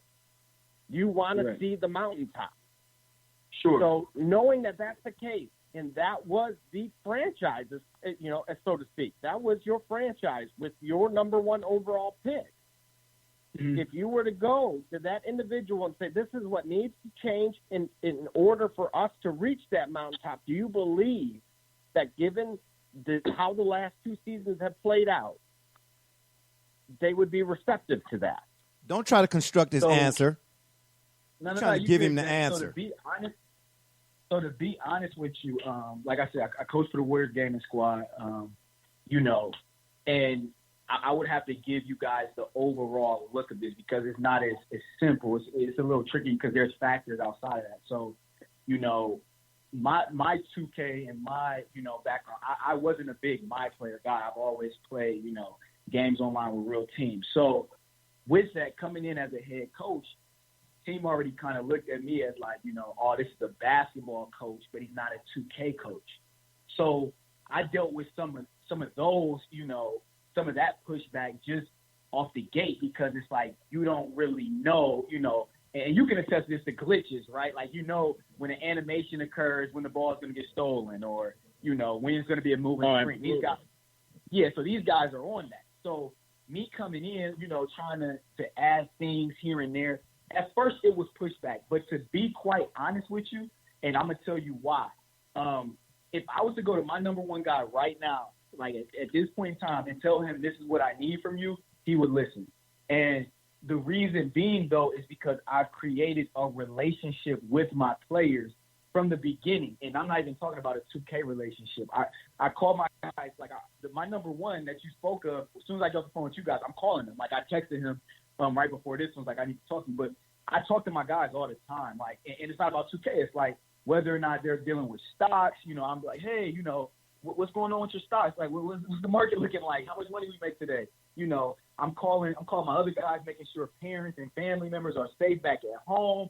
You know, I'm buying them pizza. I know it was Easter, and you know, they were all out in the Bay Area. I was still in Cleveland at the time, and I was still coaching, and you know, I felt bad because they couldn't do it with their family. I bought them food out of my own pocket. So it's like I've created a relationship where they see me as more than just a coach. They see me as a mentor. They see that I care for them. So that's the first step in coaching. We tend to skip that. We tend to just go straight to X's and O's. And, hey, this guy's not going to – of course, a guy's not going to, from the jump, listen to you because he thinks all you want from him is him as a basketball player asset. So I think to answer your question, yes, if I was to call my number one guy right now and say, hey, you know, we need to start snaking more ball screens, and this is why, he would say, all right, coach, I got you. And tomorrow in practice, he would do exactly what I tell him to do. Yeah. Thank you. Yes. And you know what? But that speaks to the culture that we've been discussing on this program that has been shaped from the lower levels, the AAU level, all the way up, Jay. This is what Brother Rich and I have pointed out on more than one occasion. And I'm so glad that you graciously brought. You going there, Double J? Okay, got you. So you and Brother Richard are right. All right, that's fine. If you want to be right, that's fine. But then I'm gonna give the last example, and then we're gonna move on to the last dance, or should I say after the dance, because I didn't get to see episode 10 at when we did when we did the last week's broadcast. I hadn't seen episode 10 yet, but I have watched it, and I'm gonna get my thoughts on it. Mike, you done work with Khalil on more than one occasion, right? Yes, sir. Okay. I used to come in the house. He would be either on 2K, and you know me, I keep a hoop in the yard. So I come in the house, he's salty, angry. Now me being his father and me being basketball, like your dad, you don't think was in his ear all the way? Hey, man, you see what I'm saying? So this particular day, I'm like, man, what you so mad about? He was salty. He threw the controller down. He usually a mild-mannered kid. He don't do that kind of stuff. He said, I'm tired of losing. I'm losing in here. I'll be losing outside. I say, but guess what, though? You can't be tired of losing. Yes, I am. Yes, I am. I said, well, if you was tired of losing, then how come every time I come in the house, you sitting on the couch? Now, am I wrong for asking? Am I you understand what I'm trying to tell you? Because in this instance, I'm his coach. But if I done told you time and time again, you can't be salty at the end result when you not willing to get up off the couch and actually do what you need to do, or at least follow my instruction. So that if I know better than you, and I ain't saying I'm better than him, but you understand what I'm talking about as far as the information, so to speak. I know the game to a certain degree. I know it more than you do. If I'm giving you a blueprint, but you ain't willing to even take a look at the blueprint or whatnot, is that on me, Mike? No, so James, you'll like this, and I know it'll probably start something else up. But yeah, start it, Mike. Start it. So going back to my father, and I know I said he instilled it in me, but I think the one thing that my father did a great job of, and hopefully, you know, I can kind of piggyback off of him and his fatherhood and kind of how he raised me, was he never forced me to do anything. So that's what people get mixed up at. Like, my dad didn't live, you know, his life through me. It was never like, you have to play basketball. Like, a lot of people don't even know my first sport, like my best sport was baseball up until like 6th or 7th grade. I was a baseball player. Jordan. My dad would buy me DVD. Yeah. So my dad would buy me DVDs of pitching. We'd go out there. I'll be throwing sliders, knuckleballs. He'd take me and my sister to the bat cages, get us ice cream. Like, he never forced anything on me. But what he always told me, this will forever stick with me, and it's basically just about wasting time. He was like, you know, I will put any amount of energy and effort and do whatever it takes to give you the best resources to be successful in what you want to be in, but don't waste my time. So with that being said, hey, my dad would love to go outside with me and hoop. You know what I mean? He would put me through drills, X, Y, and Z. But once I start messing around, he's like, what are we doing? You know what I mean? Like, Right. Yes, it's about fun. It's fun, but at the same time, like, you know, I'm and James, you know, I mean, I'm working night shift. Yeah. And in the morning, Yeah. I'm coming. You got to be ready. I'm picking you up and I'm driving you 3 Yes. or 4 hours to Dayton for a tournament. You know, and then I'm sitting through all of those games watching you play with no hours of sleep. Then I Yes. got to get you food. You know what I mean? Right. Then, you know, I got to make sure you're good, and I may get, you know, 3 or 4 hours of sleep because my sleep schedule is messed up because I usually sleep through the day. I don't sleep at night because I work Right. at night. So, Right. so to go back to my point, you're not wrong for that. Like, the kid, at the end of the day, my dad instilled in me, you know, hard work and this and that, but it wasn't forced on me. He Right. laid the blueprint down and said, this is what you need to do. Whether if it was me working on my left hand, like, and he'll tell you this story, like, we would be on the sidewalk and my dad would push me to the point of breaking. Like, he would literally steal the ball from me. Yeah. And right when he knew I Yeah. was going to break Yeah, he quick, told me. he would let me go past. Yeah. And then guess what he would do? He'll break me down again. Then he'll let me pass. And then he would go on that and he would congratulate. You know what I mean? Good job. I told you could do it. I told you. But it was all, and I hate using this word because we tend to look at this word as a negative, right? Manipulate. He just manipulated situations. That's all he did. Right. My dad would manipulate a situation to make me feel accomplished. And as I saw more and more progression, you know, he would challenge me more. So it went from, you know, I bet you can't get past me on the sidewalk or in the drive with your left hand to, hey, when you go out there and play one-on-one, only use your left hand. And I would Yes. be mad because I'm like, man, I could kill these dudes. Like, nobody out here on my street can check me. But it wasn't about that. It was a bigger picture that my dad saw. Like, Right. hey, my son loves the game. He has a passion. So I'm gonna push him. But if it comes a point where he doesn't want to play anymore, I'm not gonna be upset. It's whatever Right. he wants to do. Right. So that's why I said everything in life, man, it has a balance. Like, I don't really think it's one or the other, whether or not a coach or like my dad instilled, because my dad instilled that in me. But at the end of the day, I had to want to do it because if I didn't want to do it, he wasn't going to push me. He wasn't going to say, all right, like, come on, it's time to go outside. No, if you don't want to go outside, then you don't want to go outside. Right. You know what I mean? Like, Right. you're good at basketball. But Right. if you want to go outside, Right. I'm going to be right there with you, and we going to work. That's you know what I mean? That's So, my word for the day. Want. That's my Yep. premise. That's the premise that I'm standing on is the want. That's all. That's yeah, all. but Jay, the Oh, point here we we're go. trying to emphasize here is that the want can come from a variety of reasons.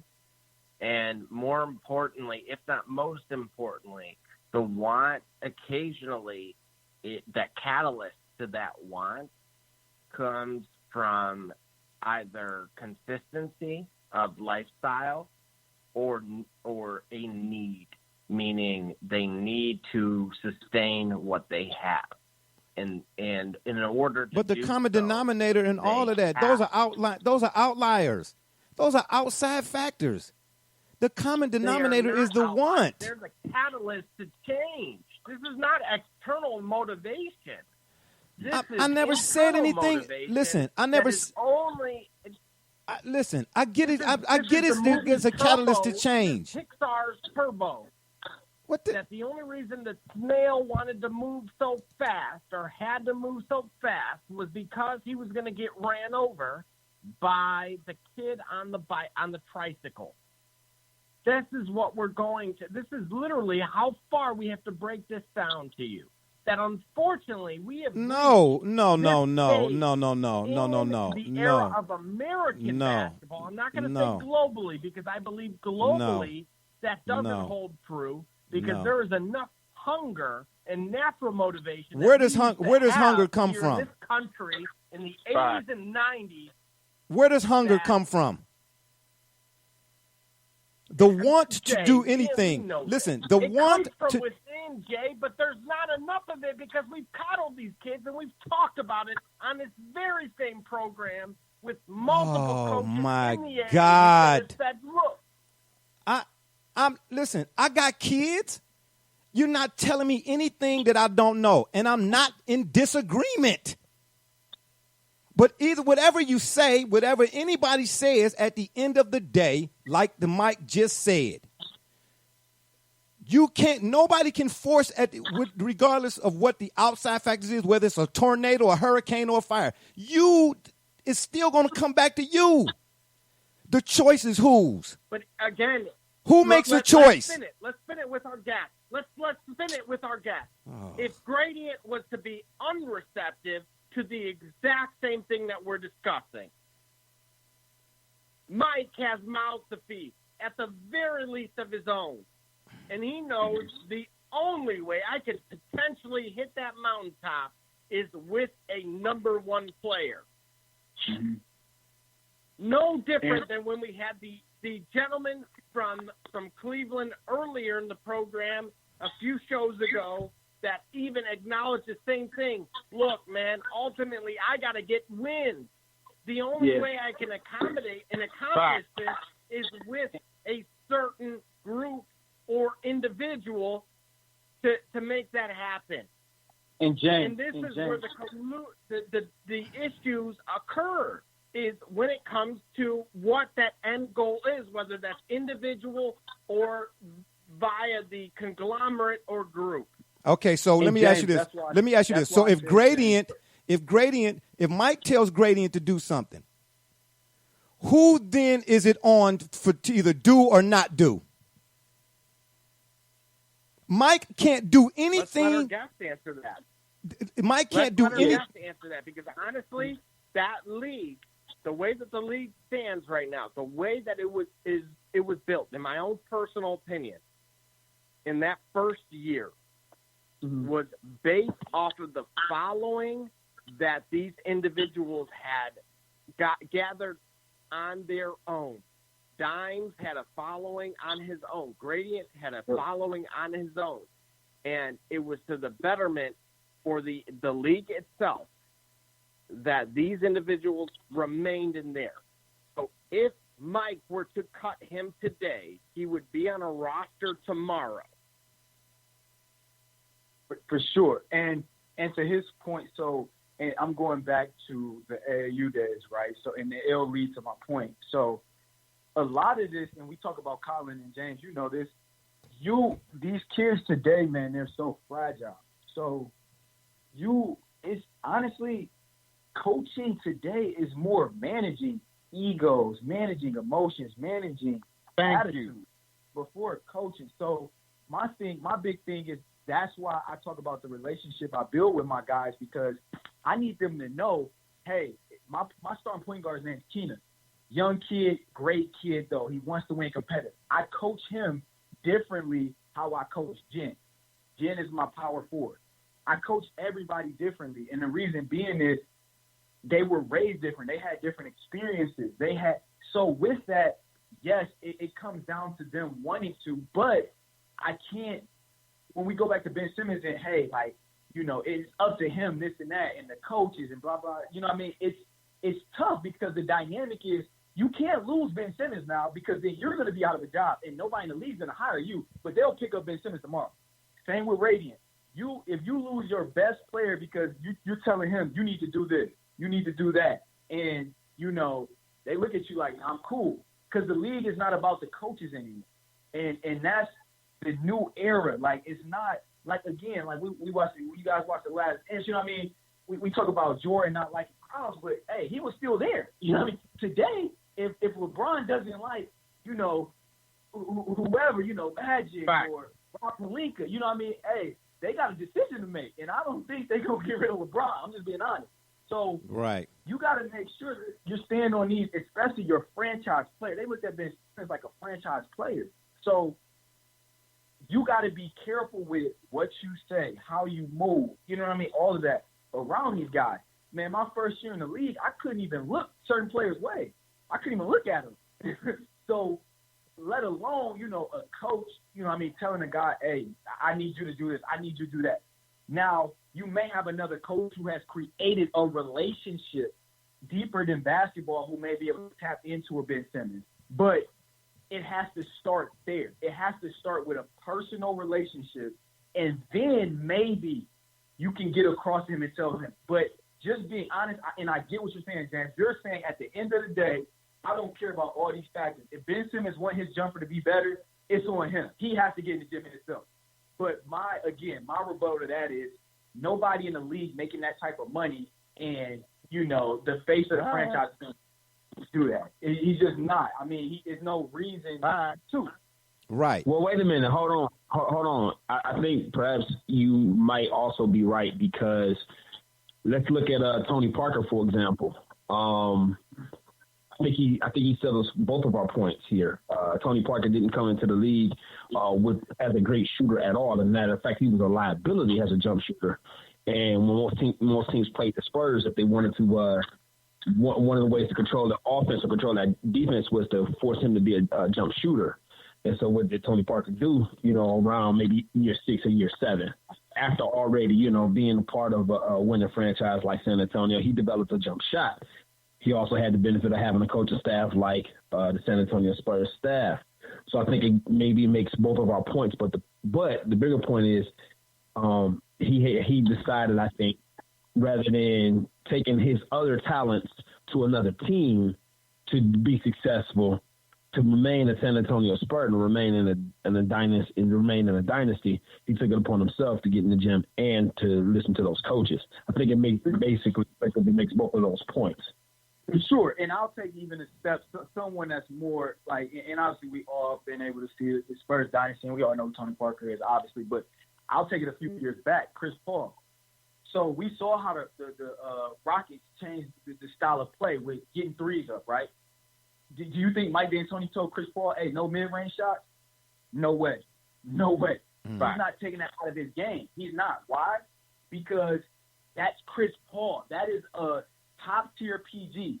So you got a guy like Mike D'Antoni who has been known as one of the best offensive coaches in the league, you know, dealing with Steve Nash, Amari.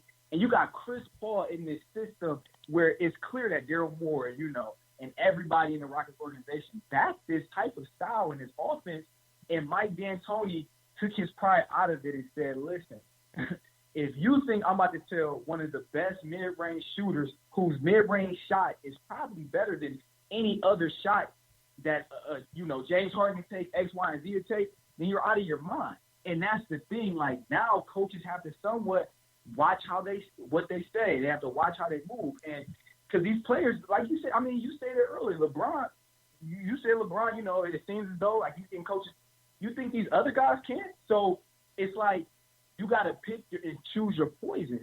You know, and another situation with Carmelo, right? Like, I'm sure guys were telling Carmelo, and that's another, like, you look at the opposite, right? People were telling Carmelo, hey, less mid-range, shoot more threes, we need you to come off the bench, this and that, blah, blah, blah. And it worked differently for Melo, right? Now he was out of the league a little bit. You know, he couldn't find his way in, but that's because the game shifted. The game shifted, and it wasn't in the way that best suited him. It was no longer, okay, throw it to Melo on a triangle and then let him ice on a post. It ran more of a motion-type offense, like a freelance and fast break opportunity. So that's why Melo came out. But Chris Paul did the same thing. He just didn't catch on the block. He was right at that midi area, shooting his mid-range shot. He did everything else that the Rockets wanted him to do. And this guy is, you know what I mean, he was still in the league. They were on the brink of knocking the Warriors off, but he didn't get hurt. So I really just think, man, it's hard to just say if it's one or the other, but it definitely, like, again, if you got a 16-year-old kid, and I think we have to realize this, 16, at some ages, 14, 12, you know, think about Bronny. You know what I mean? These kids have cameras now. Like, when I was in school, we didn't have cameras following us, you know, going to our workouts or a Life and Day and Mike Newton at age 12. We didn't have that. These kids have that now. So the last thing they care about is a jump shot. If they already know you're going to the league, That's the last, and you know, it's nobody in their circle telling, probably other than their parents, but their trainers, they're not telling that. Because why? Because they don't want to break that relationship. They want to be right on their hip when it's time to get paid. So, I mean, everybody has their own, you know, their own motives, which obviously these young guys have to watch out for. But it's very rare where you're going to get guys where you just flat out tell them, like, yo, you need to work on your jumper. And he's already been paid however much Ben Simmons is being paid. So, yeah, and again, at the end of the day, all I was ever saying was, I didn't say coaching was irrelevant. I'm saying it comes down to the player. The player has all the power. The player has all the power. And the choice, when it's a choice, where do choices come from? So I can't say the outlier is going to make the difference when the player has the power. The player has the power to do or to not do. mm-hmm. That's all I'm saying. It's on the player. At some point, when we use the word choice, the choice belongs to whom? Or is incumbent upon whom? Choice. CHOICE. Now, correct me if I'm wrong. I'll look it up. I don't have a thesaurus in front of me. I'll use Merriam's or Webster's. Choice. That's all I'm saying. Sure. That's all I'm saying. Choice. At some point, you can go through life, and I said this too initially when we had the conversation. I said, yes, all of those things you see, you all are making it, not you all, you Mike, and do, but you're making it seem as if though I'm disagreeing with what you're saying. I'm not. At what point, talking about pull the tape, have I ever said, Brother Rich or Double J, you were wrong? When did I ever say that? Or Gully, you were wrong. When did I use those words? I never have used those words.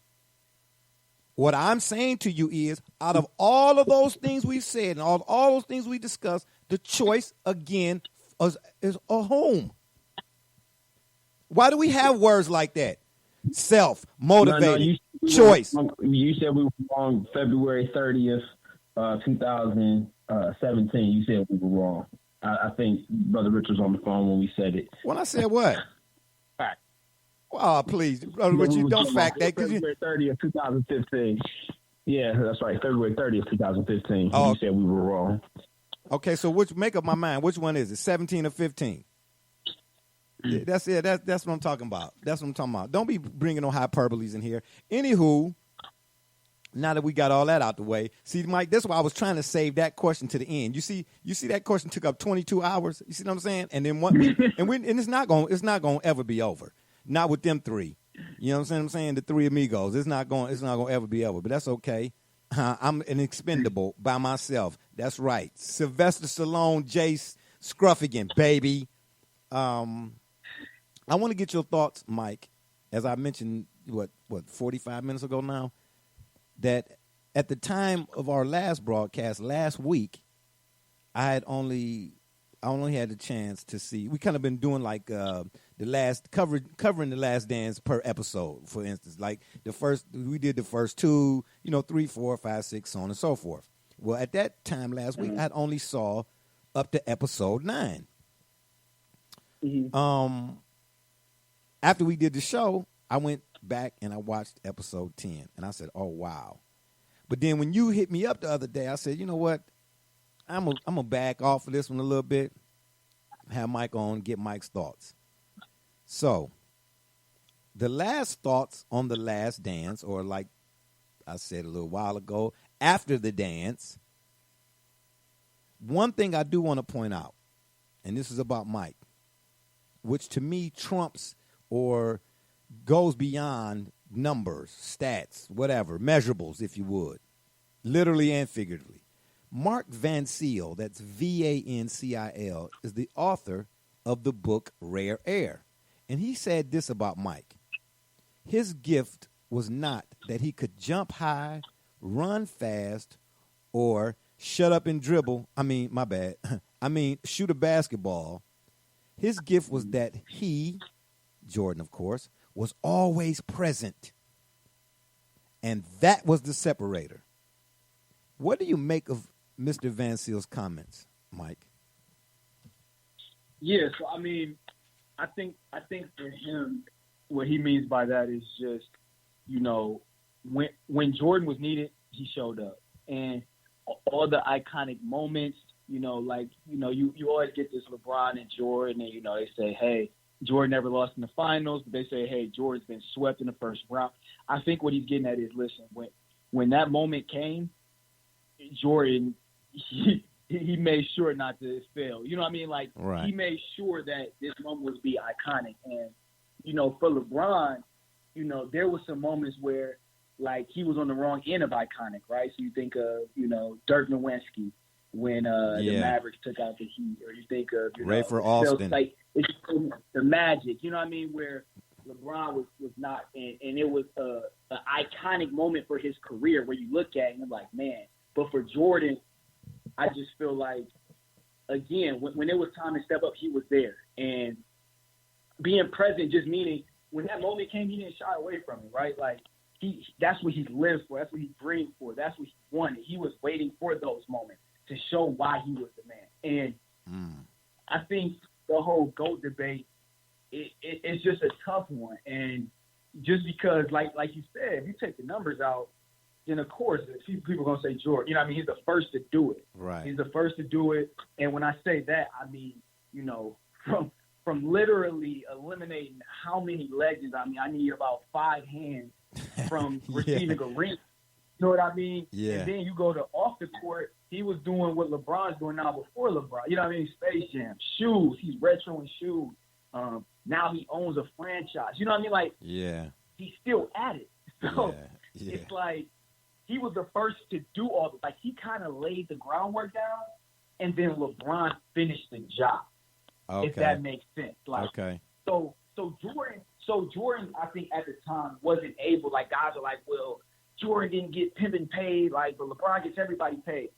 We got to understand this, and I had this talk with my mom all the time. Like, different era, it's different economy. Like, they weren't passing out money like they passing out money now. You know what I mean? Like, you look at a Dellavedova, and you like, what he got? I mean, Mozgov after he left the cat, like, Cats is getting paid, and so understanding that, like, Jordan, I think that was out of his reach. But with that, like I said, he's just a memorable, iconic character where, like I said, he kind of jump-started that and laid the groundwork down for the younger guys. And LeBron, I mean, obviously, he's just crazy with everything he's doing. He's kind of finishing his job for these younger guys to just follow. But Jordan, I mean, just being present, just meaning, like, if it was any point in time in the game that needed to be taken over, or, you know, shot, and guys forget defensively, like, that man's up for the challenge. He's there, and he's gonna go out swinging as opposed to letting somebody else swing for him. So, that's what I think. Yeah. I mean, overall, did you like the documentary?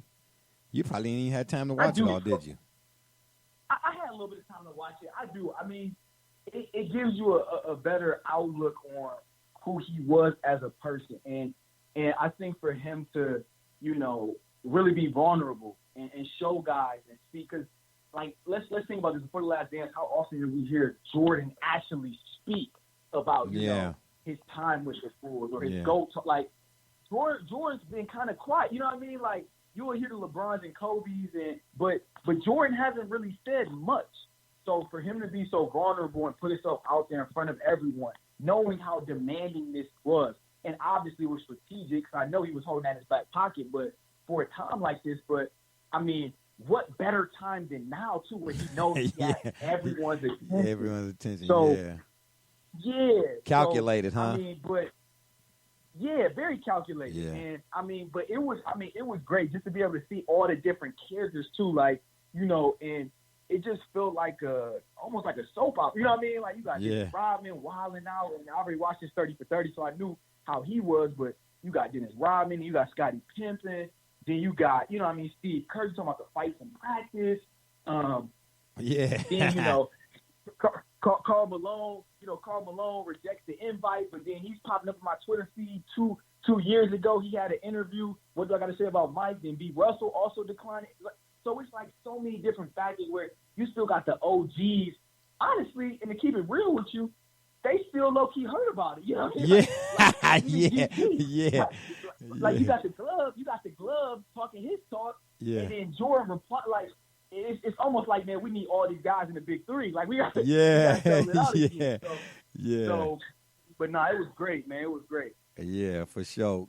Gully, Double J, Brother Rich, if you all want to ask Mike a question or two or whatnot before we get out of here, please do so at this time. Brother Rich? No?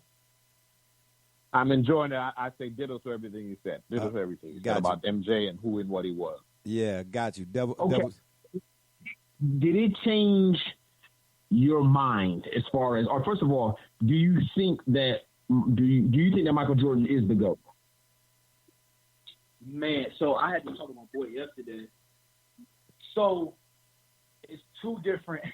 It's two as far as the GOAT. Yes, he's the GOAT. But when we talk about best overall player, like just best overall, and if we being real, I gotta go with LeBron. And it's just his stats. I mean, from him coming out of high school. Okay, that's Ohio in you speaking, but yeah, we know that's Ohio in you speaking. But let's. No. I'm about to tell you why, and it's very unbiased. And I know a lot of people are afraid to say it because it sounds ridiculous. Right? How can he be better? Like I grew up on Jordan, this and that, but to see again LeBron's effect, like you talk about, and to go back to you, James, you say, not even just on the court. Like we're not even talking about how high he jumps or how LeBron is like he's an elite of his own. Like let's talk numbers now, and we don't even got to talk about stats as far as the game. LeBron literally has a crew behind him getting paid. We talking about Rich Paul. Rich Paul didn't even have a degree. The man got an honorary college degree from Cleveland State. Rich Paul, like let's be honest here. And Rich Paul is the most respected agent in the game right now, and guess why? Yeah. It's LeBron's best friend. Right. You talk about uninterrupted. I mean, you can get anybody on there from, rappers, like we talk about Drake, singers, activists, OGs, and guess who's the head of that? Maverick Carter. And so who does he happen to be boys with? LeBron James. Like it's to the point where it's like I can't even talk about a topic without LeBron. Like I could say, hey, like I can go home today and ask my daughter, like, hey, what'd you do today? Somebody's like, oh, like, look, she just painted a picture of LeBron. You know what I mean? Like, it's literally LeBron is just, I don't know. The man has his own school. Like, the man has his own school. So it's. You know what? I won't sit here and lie and say I'm a fan of his on the basketball court because there's a lot of fundamental things that I just don't see. And I've asked people to watch the game a certain way. But I've said that before, too. He didn't just change the game in that regard for guys getting paid, for instance. He did it for the NFL too. A lot of these 1 year, 2 year deals. A lot of the NFL players took note, and that's why you see a lot of these guys wanting to renegotiate. James, I gotta cut you off. Hey, you talk about NFL again. Let's go back to that agent we just brought up. Yeah. And guess who he just got into the football range too, by the way. And guess who's on his draft class this past draft? Who? Look it up. Okay. Just look it up. I ain't gonna tell y'all. When y'all hop off, look up who they had drafted. Clutch Sports, first NFL draft class. Like, and this is LeBron's. Like, we can sit here and laugh and joke and say it's Rich LeBron. And like I said, I'm not even getting to the numbers. It's hard for me to say go, just because Jordan did it first. Like I said, he let it go. But overall, best player. Like, and now we can go back to the basketball. Like. Yeah. If we can break down all the way down, you can say, oh, he's clutch, this and that. Man, LeBron has been tore apart. Like, when he lost in the finals, let's look at his final season. I mean, he had, like, Boobie Gibson, Sasha Pavlovich. You know what I mean? Like, yeah. The second best player was me. Oh, my gosh. I wish you hadn't said that part, because it's a guy I work with named RB. He gonna listen to the show and he gonna be like, oh, he just come killing me in my area every time. The GOAT. I'm like, man, go sit down. But you know what, though, Mike? Let me say this to you right quick too, though. See, when you put it in that perspective, with all due respect to Jordan and the whole nine, it makes me think about Dr. J. And I think in that instance, it's a travesty that Dr. J gets little to no mention in regards to the bigger picture. And here's why I say that. I'm calling you out on that, Barbershop. I cannot believe you just did that to me, man. I cannot believe you did that to me, man. What did I say? And Double J know exactly what I'm talking about, man. I can't believe you did that to me, Barbershop. I cannot believe you did that. Okay, well, I don't know what I did, but okay, I guess so. I guess I buy everybody ice cream or frozen yogurt when it's all over. Meanwhile, back at the ranch, the reason why I'm bringing up Dr. J in this instance is because the NBA, and a lot of people don't know this, in the early 70s, I guess it was the early 70s, but I'm just say during the 70s, the NBA was the NBA was basically a done deal. You know what I mean? They was playing, but they had the rules were very robotic, very, very methodical and whatnot. Then here come the ABA, and they were competing against each other for a long time or whatnot. Now, the ABA came up with the advent of the 3-point shot, the dunk, because you couldn't do that in the NBA at that time. A lot of the stuff you could do in the ABA, you couldn't do in the NBA. Let me say it that way. Okay? But here comes Dr. J. What Dr. J did for the ABA, folks in the NBA need to pay homage to him because a lot of the influences in the NBA are because of what he did in the ABA.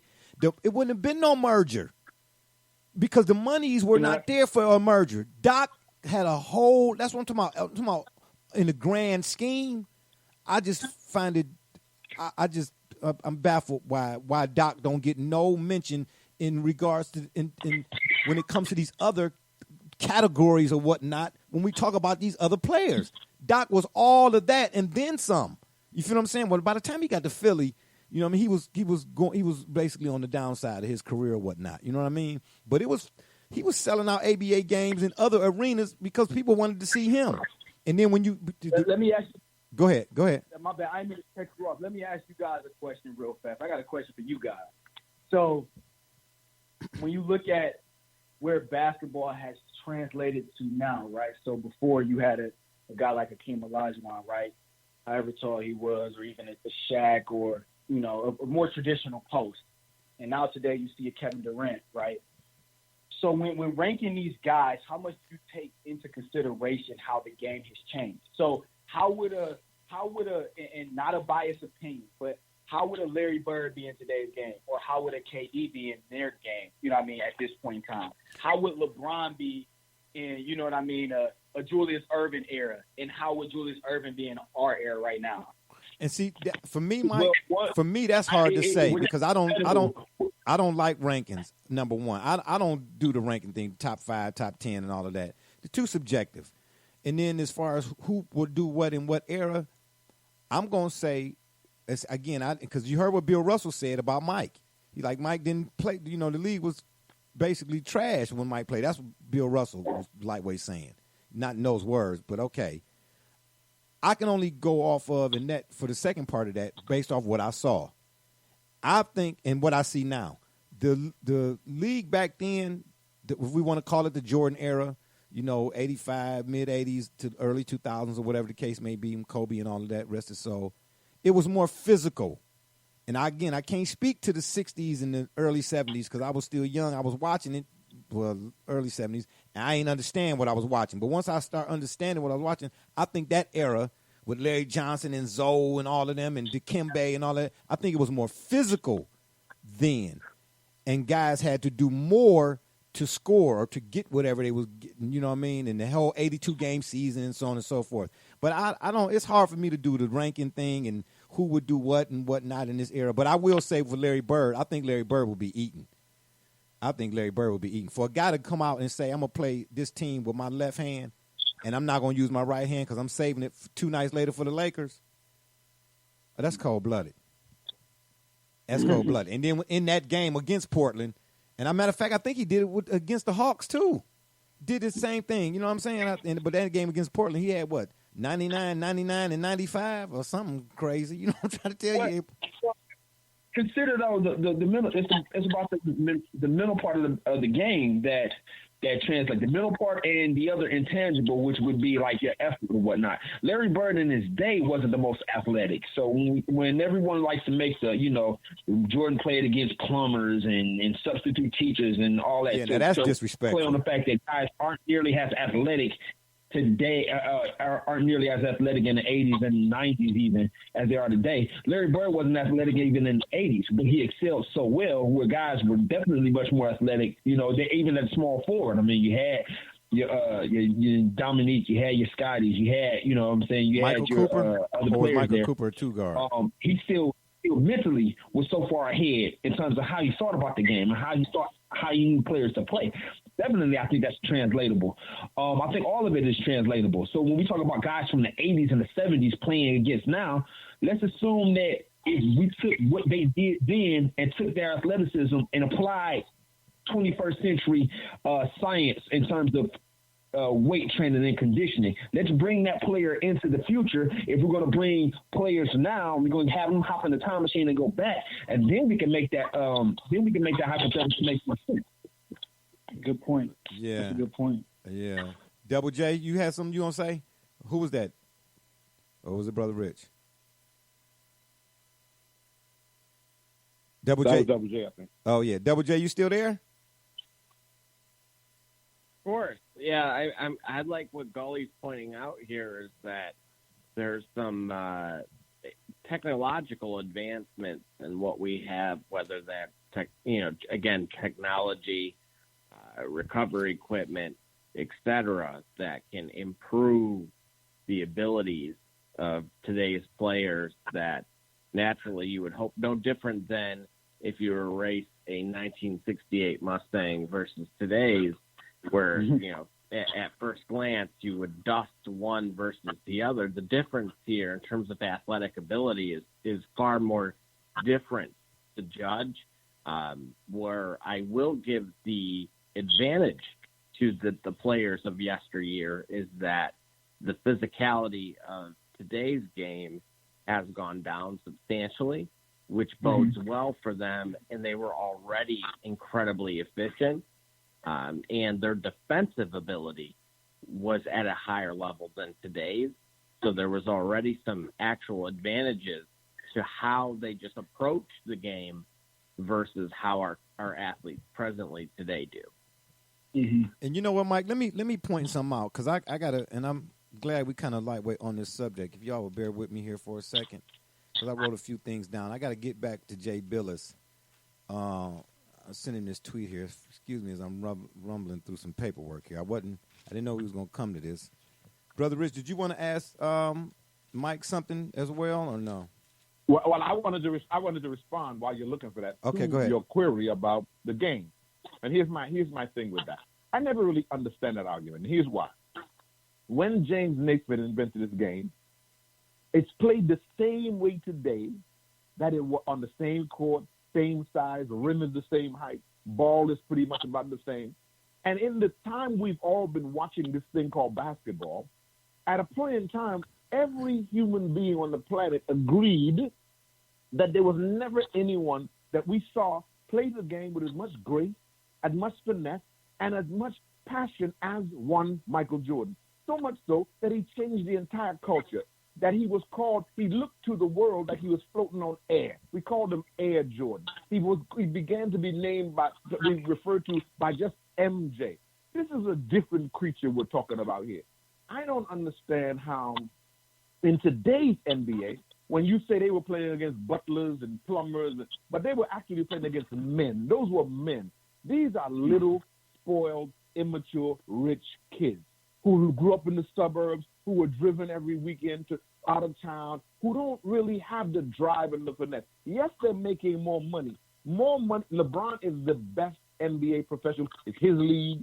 He's done the most with his talent so far. But in terms of the best player or the GOAT, I have never understood that. Because how can we look at what Jordan did and what this documentary proved to us he did on a basketball court? Not anywhere else, just between the lines. Right. What he did on a basketball court, no one has ever done anything resembling that. And I think that for those of us who look at it from that point of view, only on the basketball court, that when we was playing basketball on the playground, this is what you did. The game is not to pass. The game is to sign your boys. The game is to get your boys to get a Hollywood contract. The game is on the court, putting the ball in the basket. And that's why in the Jordan documentary, Jordan is the one that's when he's asked, hey, Mike, so-and-so, last shot. Who taking that shot? He said, please.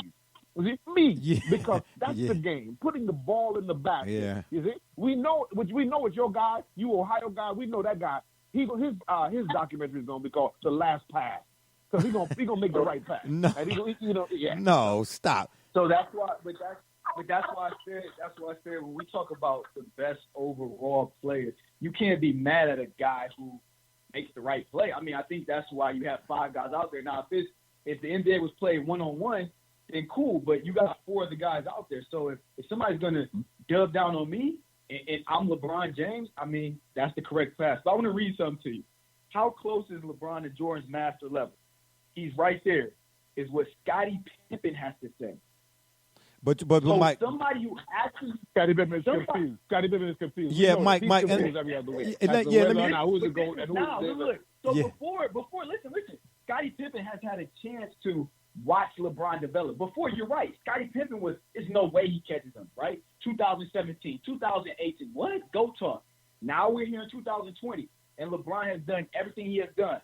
And Scottie Pippen now is saying, in terms of MVP, yeah, he might not ever catch him as far as his MVPs, but look at every other statistic. If we're just talking about a scorer, then, my man, I'm going to agree with you 10 out of 10 times. Jordan is a better scorer than LeBron. As far as his skill set, but being an overall better player, like somebody to start your franchise around, you're talking about a guy who last time I was 22, he skipped college, 22 years old, taking that team to the final. The team I mentioned earlier. Yeah. Taking that team to the final. Well, Brother So, Rich has always said that, though. You know what I mean? About, how he skipped the college thing. And I didn't mean to cut you off, Mike, but I want to say this about Scottie and a lot of these players. No disrespect to none of these guys. Me personally, I still love the sport. But I'll tell you what. This is not what I'm about to say. To me, is devoid of how I feel, how anybody feel. When I watched games in the late 80s, when I knew the Pacers was going to be playing the Bucks, I ain't even talk about your highlight team. I could not, I didn't want to move from my seat. Bring me a porta potty. I'm not moving. I think it's a problem. That's why I call it, in a lot of regards, I call it the Today BA today, where I turn a game on, I look at the list of games on, and I'm not really interested. Or I look at League Pass. League Pass is selling fourth quarters of games now. So if the overall product is really so great, why are you selling to me in little chunks? Nobody is as interested. Now, could that be because of the attention spans and so on and so forth? I don't know. But here's a few things I wanted to point out that I want to say, because I'm going to say these to Jay Billis, because he said he think players today are better and so on and so forth. Okay, that's fine. Because I didn't had them debates, and I'm wore out from them. But I'll say this is what I'm going to say to Jay. I respectfully disagree that today BA players are better for a few reasons. Hand checking aside, because that's the part that really kills me. You can't touch nobody until you get it. Okay, but you can still move your feet. The idea as a defensive player is to stay in front of the guy, at least because you got a 24-second shot clock, to disrupt the timing of the offensive player. You ain't got to put your hands on him to do that, but that's fine. I say defensive players don't make offensive players work, quote unquote, to score like they did in the 80s and late 80s and 90s. Anytime a guy, an offensive player, is allowed to roll the ball up the floor, I seriously, you're not doing that against Sidney Moncrief. I don't care who the offensive guy is. Now, the offensive guy, you're going to have to show me from end to end. Right quick, the thing about Scottie. With all due respect to Scottie as a player, I would never, Mike said it himself, I'm not going to discredit Scottie. I ain't winning without Scottie, so I'm with him on that. But here's what I see a lot of guys, and I'm not going to name no names. That's why I don't even watch the talk shows no more. Because to me, it's all about branded. And I call it brandskyball too. It's more so about the branded. You got a few people like yourself, Mike, who respect the fabric of the game and have incorporated it to a 2.0 level. You get what I'm saying? But a lot of these dudes nowadays, to me, man, they like Alex Trebek for Colonial Penn. Anything to stay relevant, they going to say, because they know people, social media, they going to jump all over it. Scottie Pippen has done more flip-flopping than Flipper the Dolphin. 1 minute he's saying he thought LeBron ain't better than him.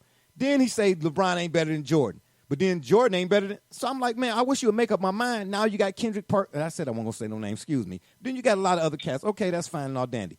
But I just say consider the source nowadays.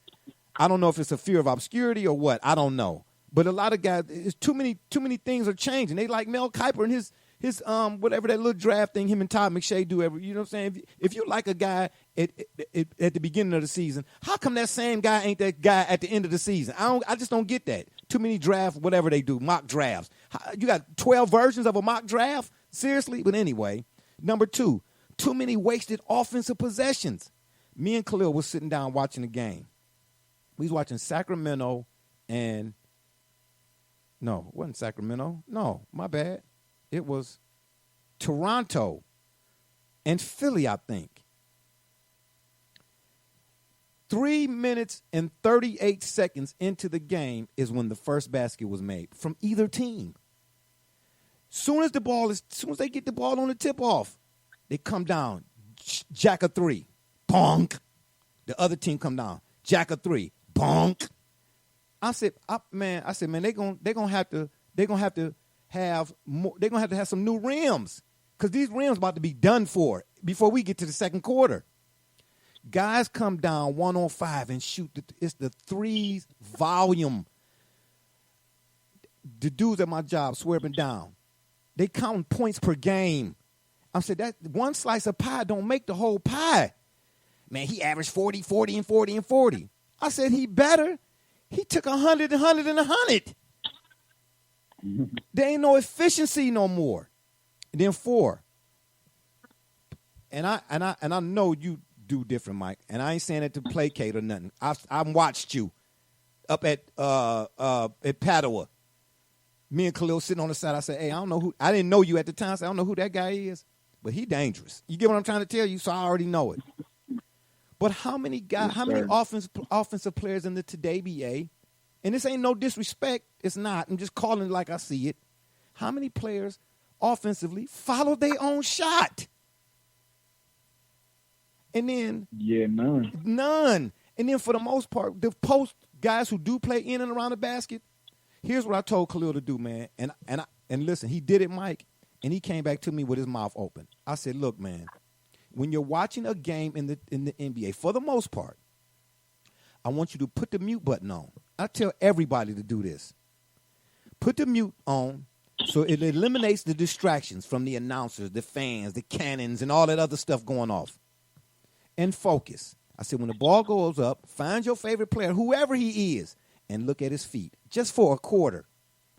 The footwork is.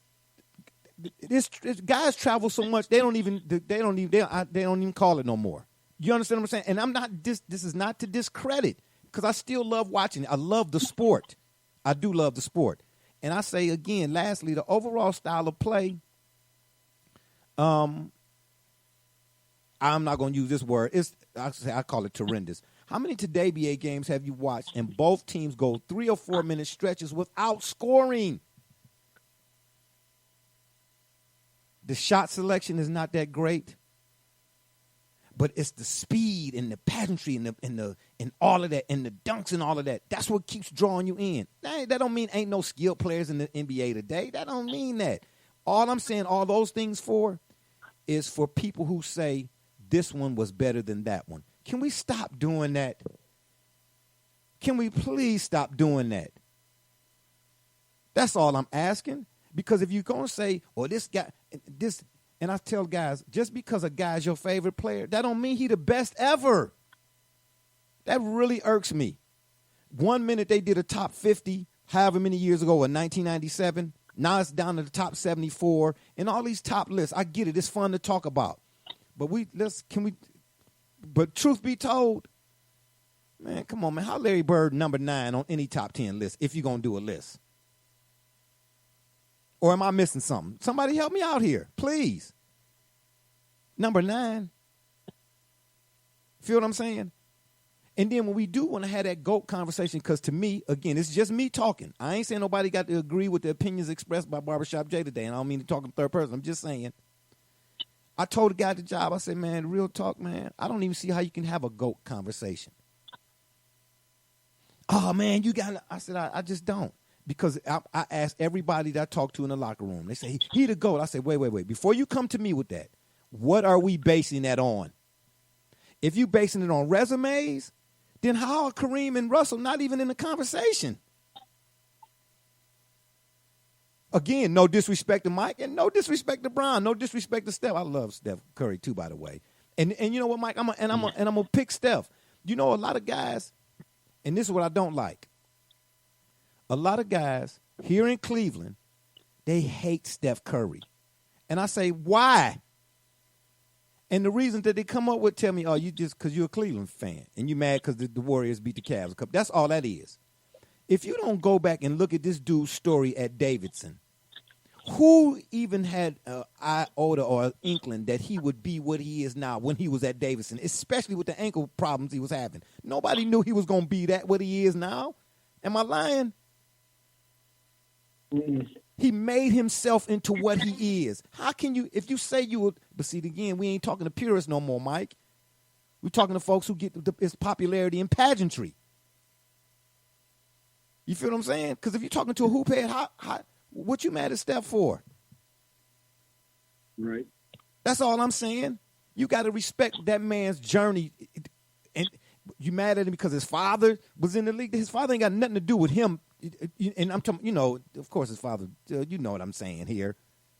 That man had to grind. You know what I mean? His career was probably almost about done because, you know, once your ankle's done, you're done. And your back and your knees. You know, forgive the soliloquy, man. Again, I just, you know, I'm glad we came here today to discuss what we discussed, and I appreciate everybody's opinion. You know what I'm saying? Because they got substance. That's all. Make it make sense to me. That's all. You know what I mean? Don't speak from a fandom point of view, so to speak, because if you don't like Steph Curry, that really irritates me. I ain't gonna even lie. I'm not gonna lie. I'm not gonna lie. It irritates me, man, to no end. And again, I didn't mean to take over the whole situation, but you know, that whole era thing in this era, take this era for what it is, but leave my era out of it, is what I tell folks. You know what I'm saying? Just leave my era out of it, because that 97, no, was it 94, 95? I always mention this as well. That 94, 95 Knicks Pacers, from the time the ball went up, I didn't miss a play. Every possession mattered. Can we say that now? Even in the playoffs, it does. Every possession matter. But how many times we watch teams play and be like, man, why he do that? And I get it, the jitters and so on and so forth. But then when you see it's a repetition, like, man, do every possession matter? Like, come on, man. And, Mike, I want you to answer me this question, please.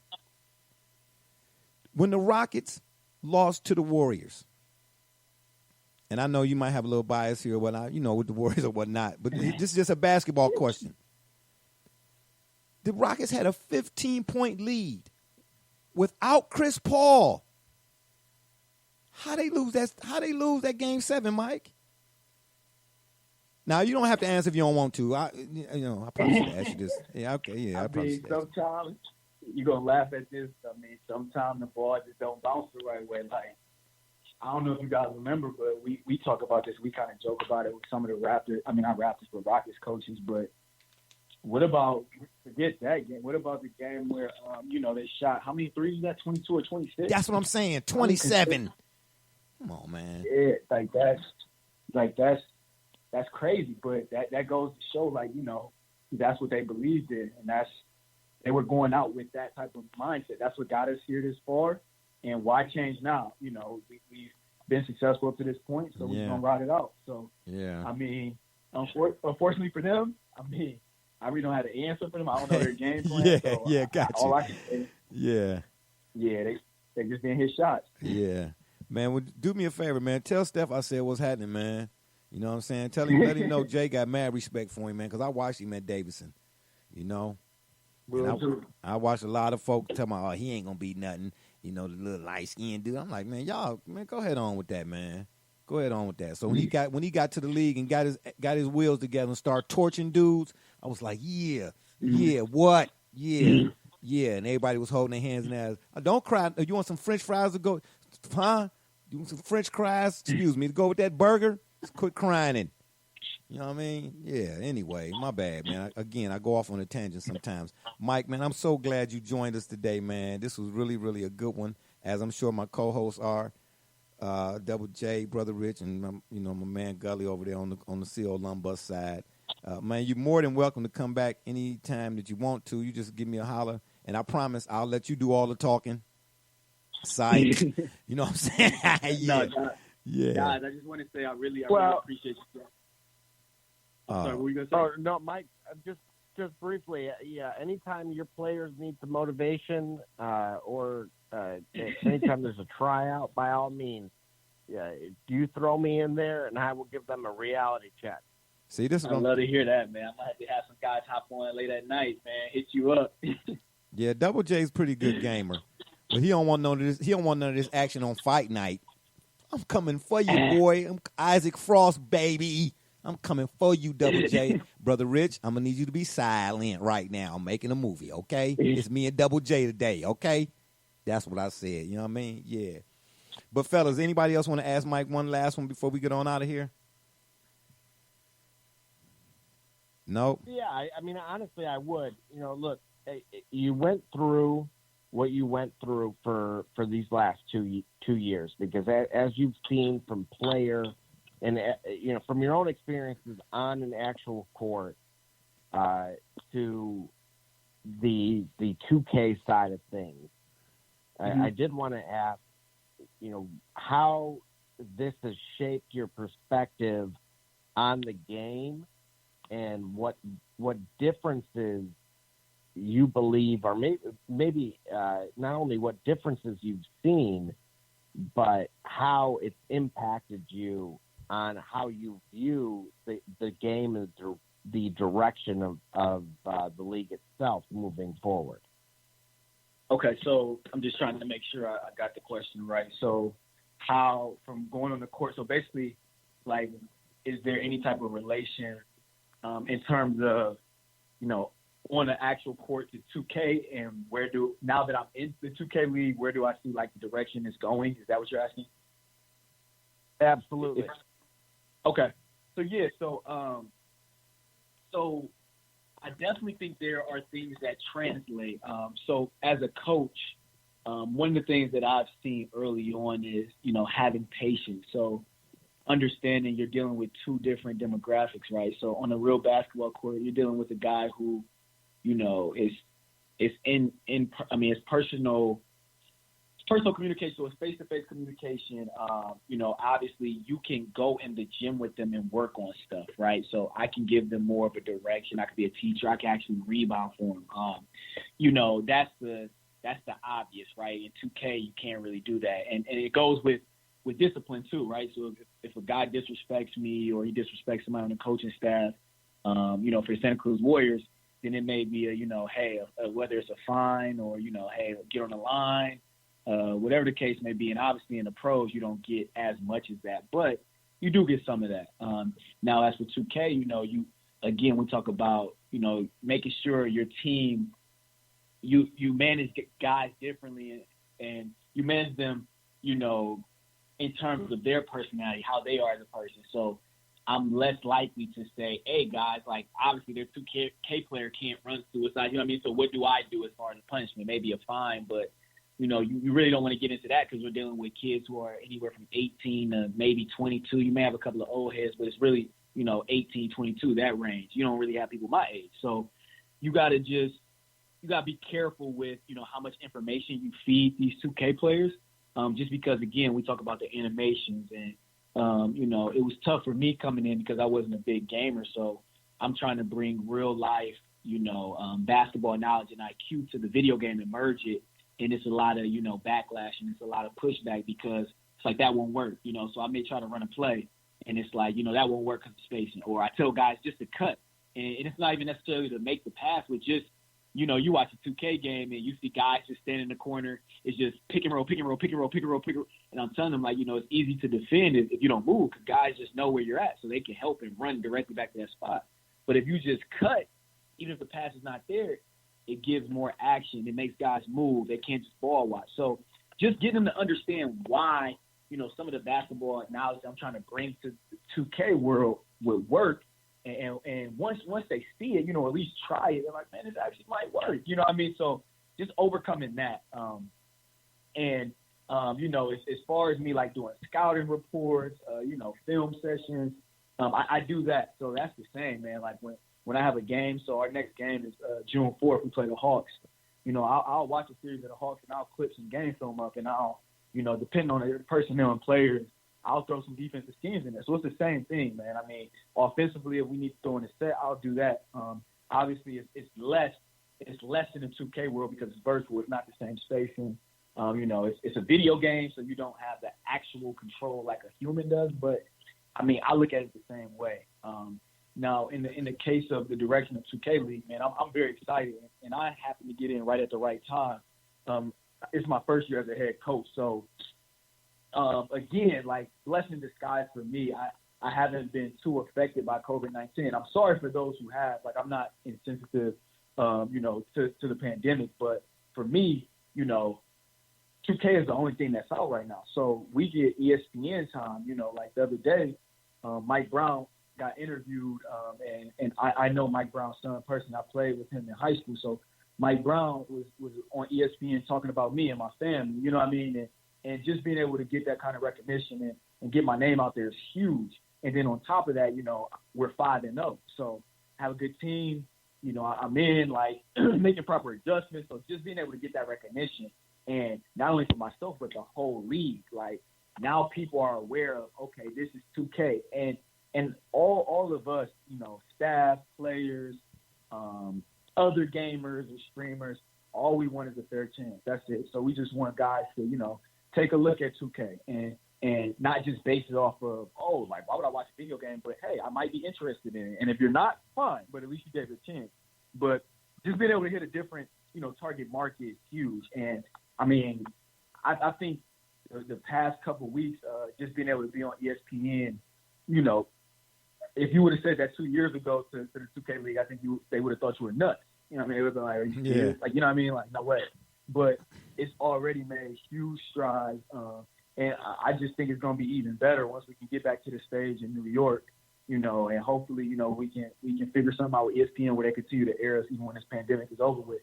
And league will continue to grow. But I have no doubt in my mind, man, the league will continue to grow. Like Brendan and those guys in the 2K office, they're doing a heck of a job with, promoting and, getting other sponsorships. One of the kids, my mom, that man for Trailblazers, he was the MVP last year.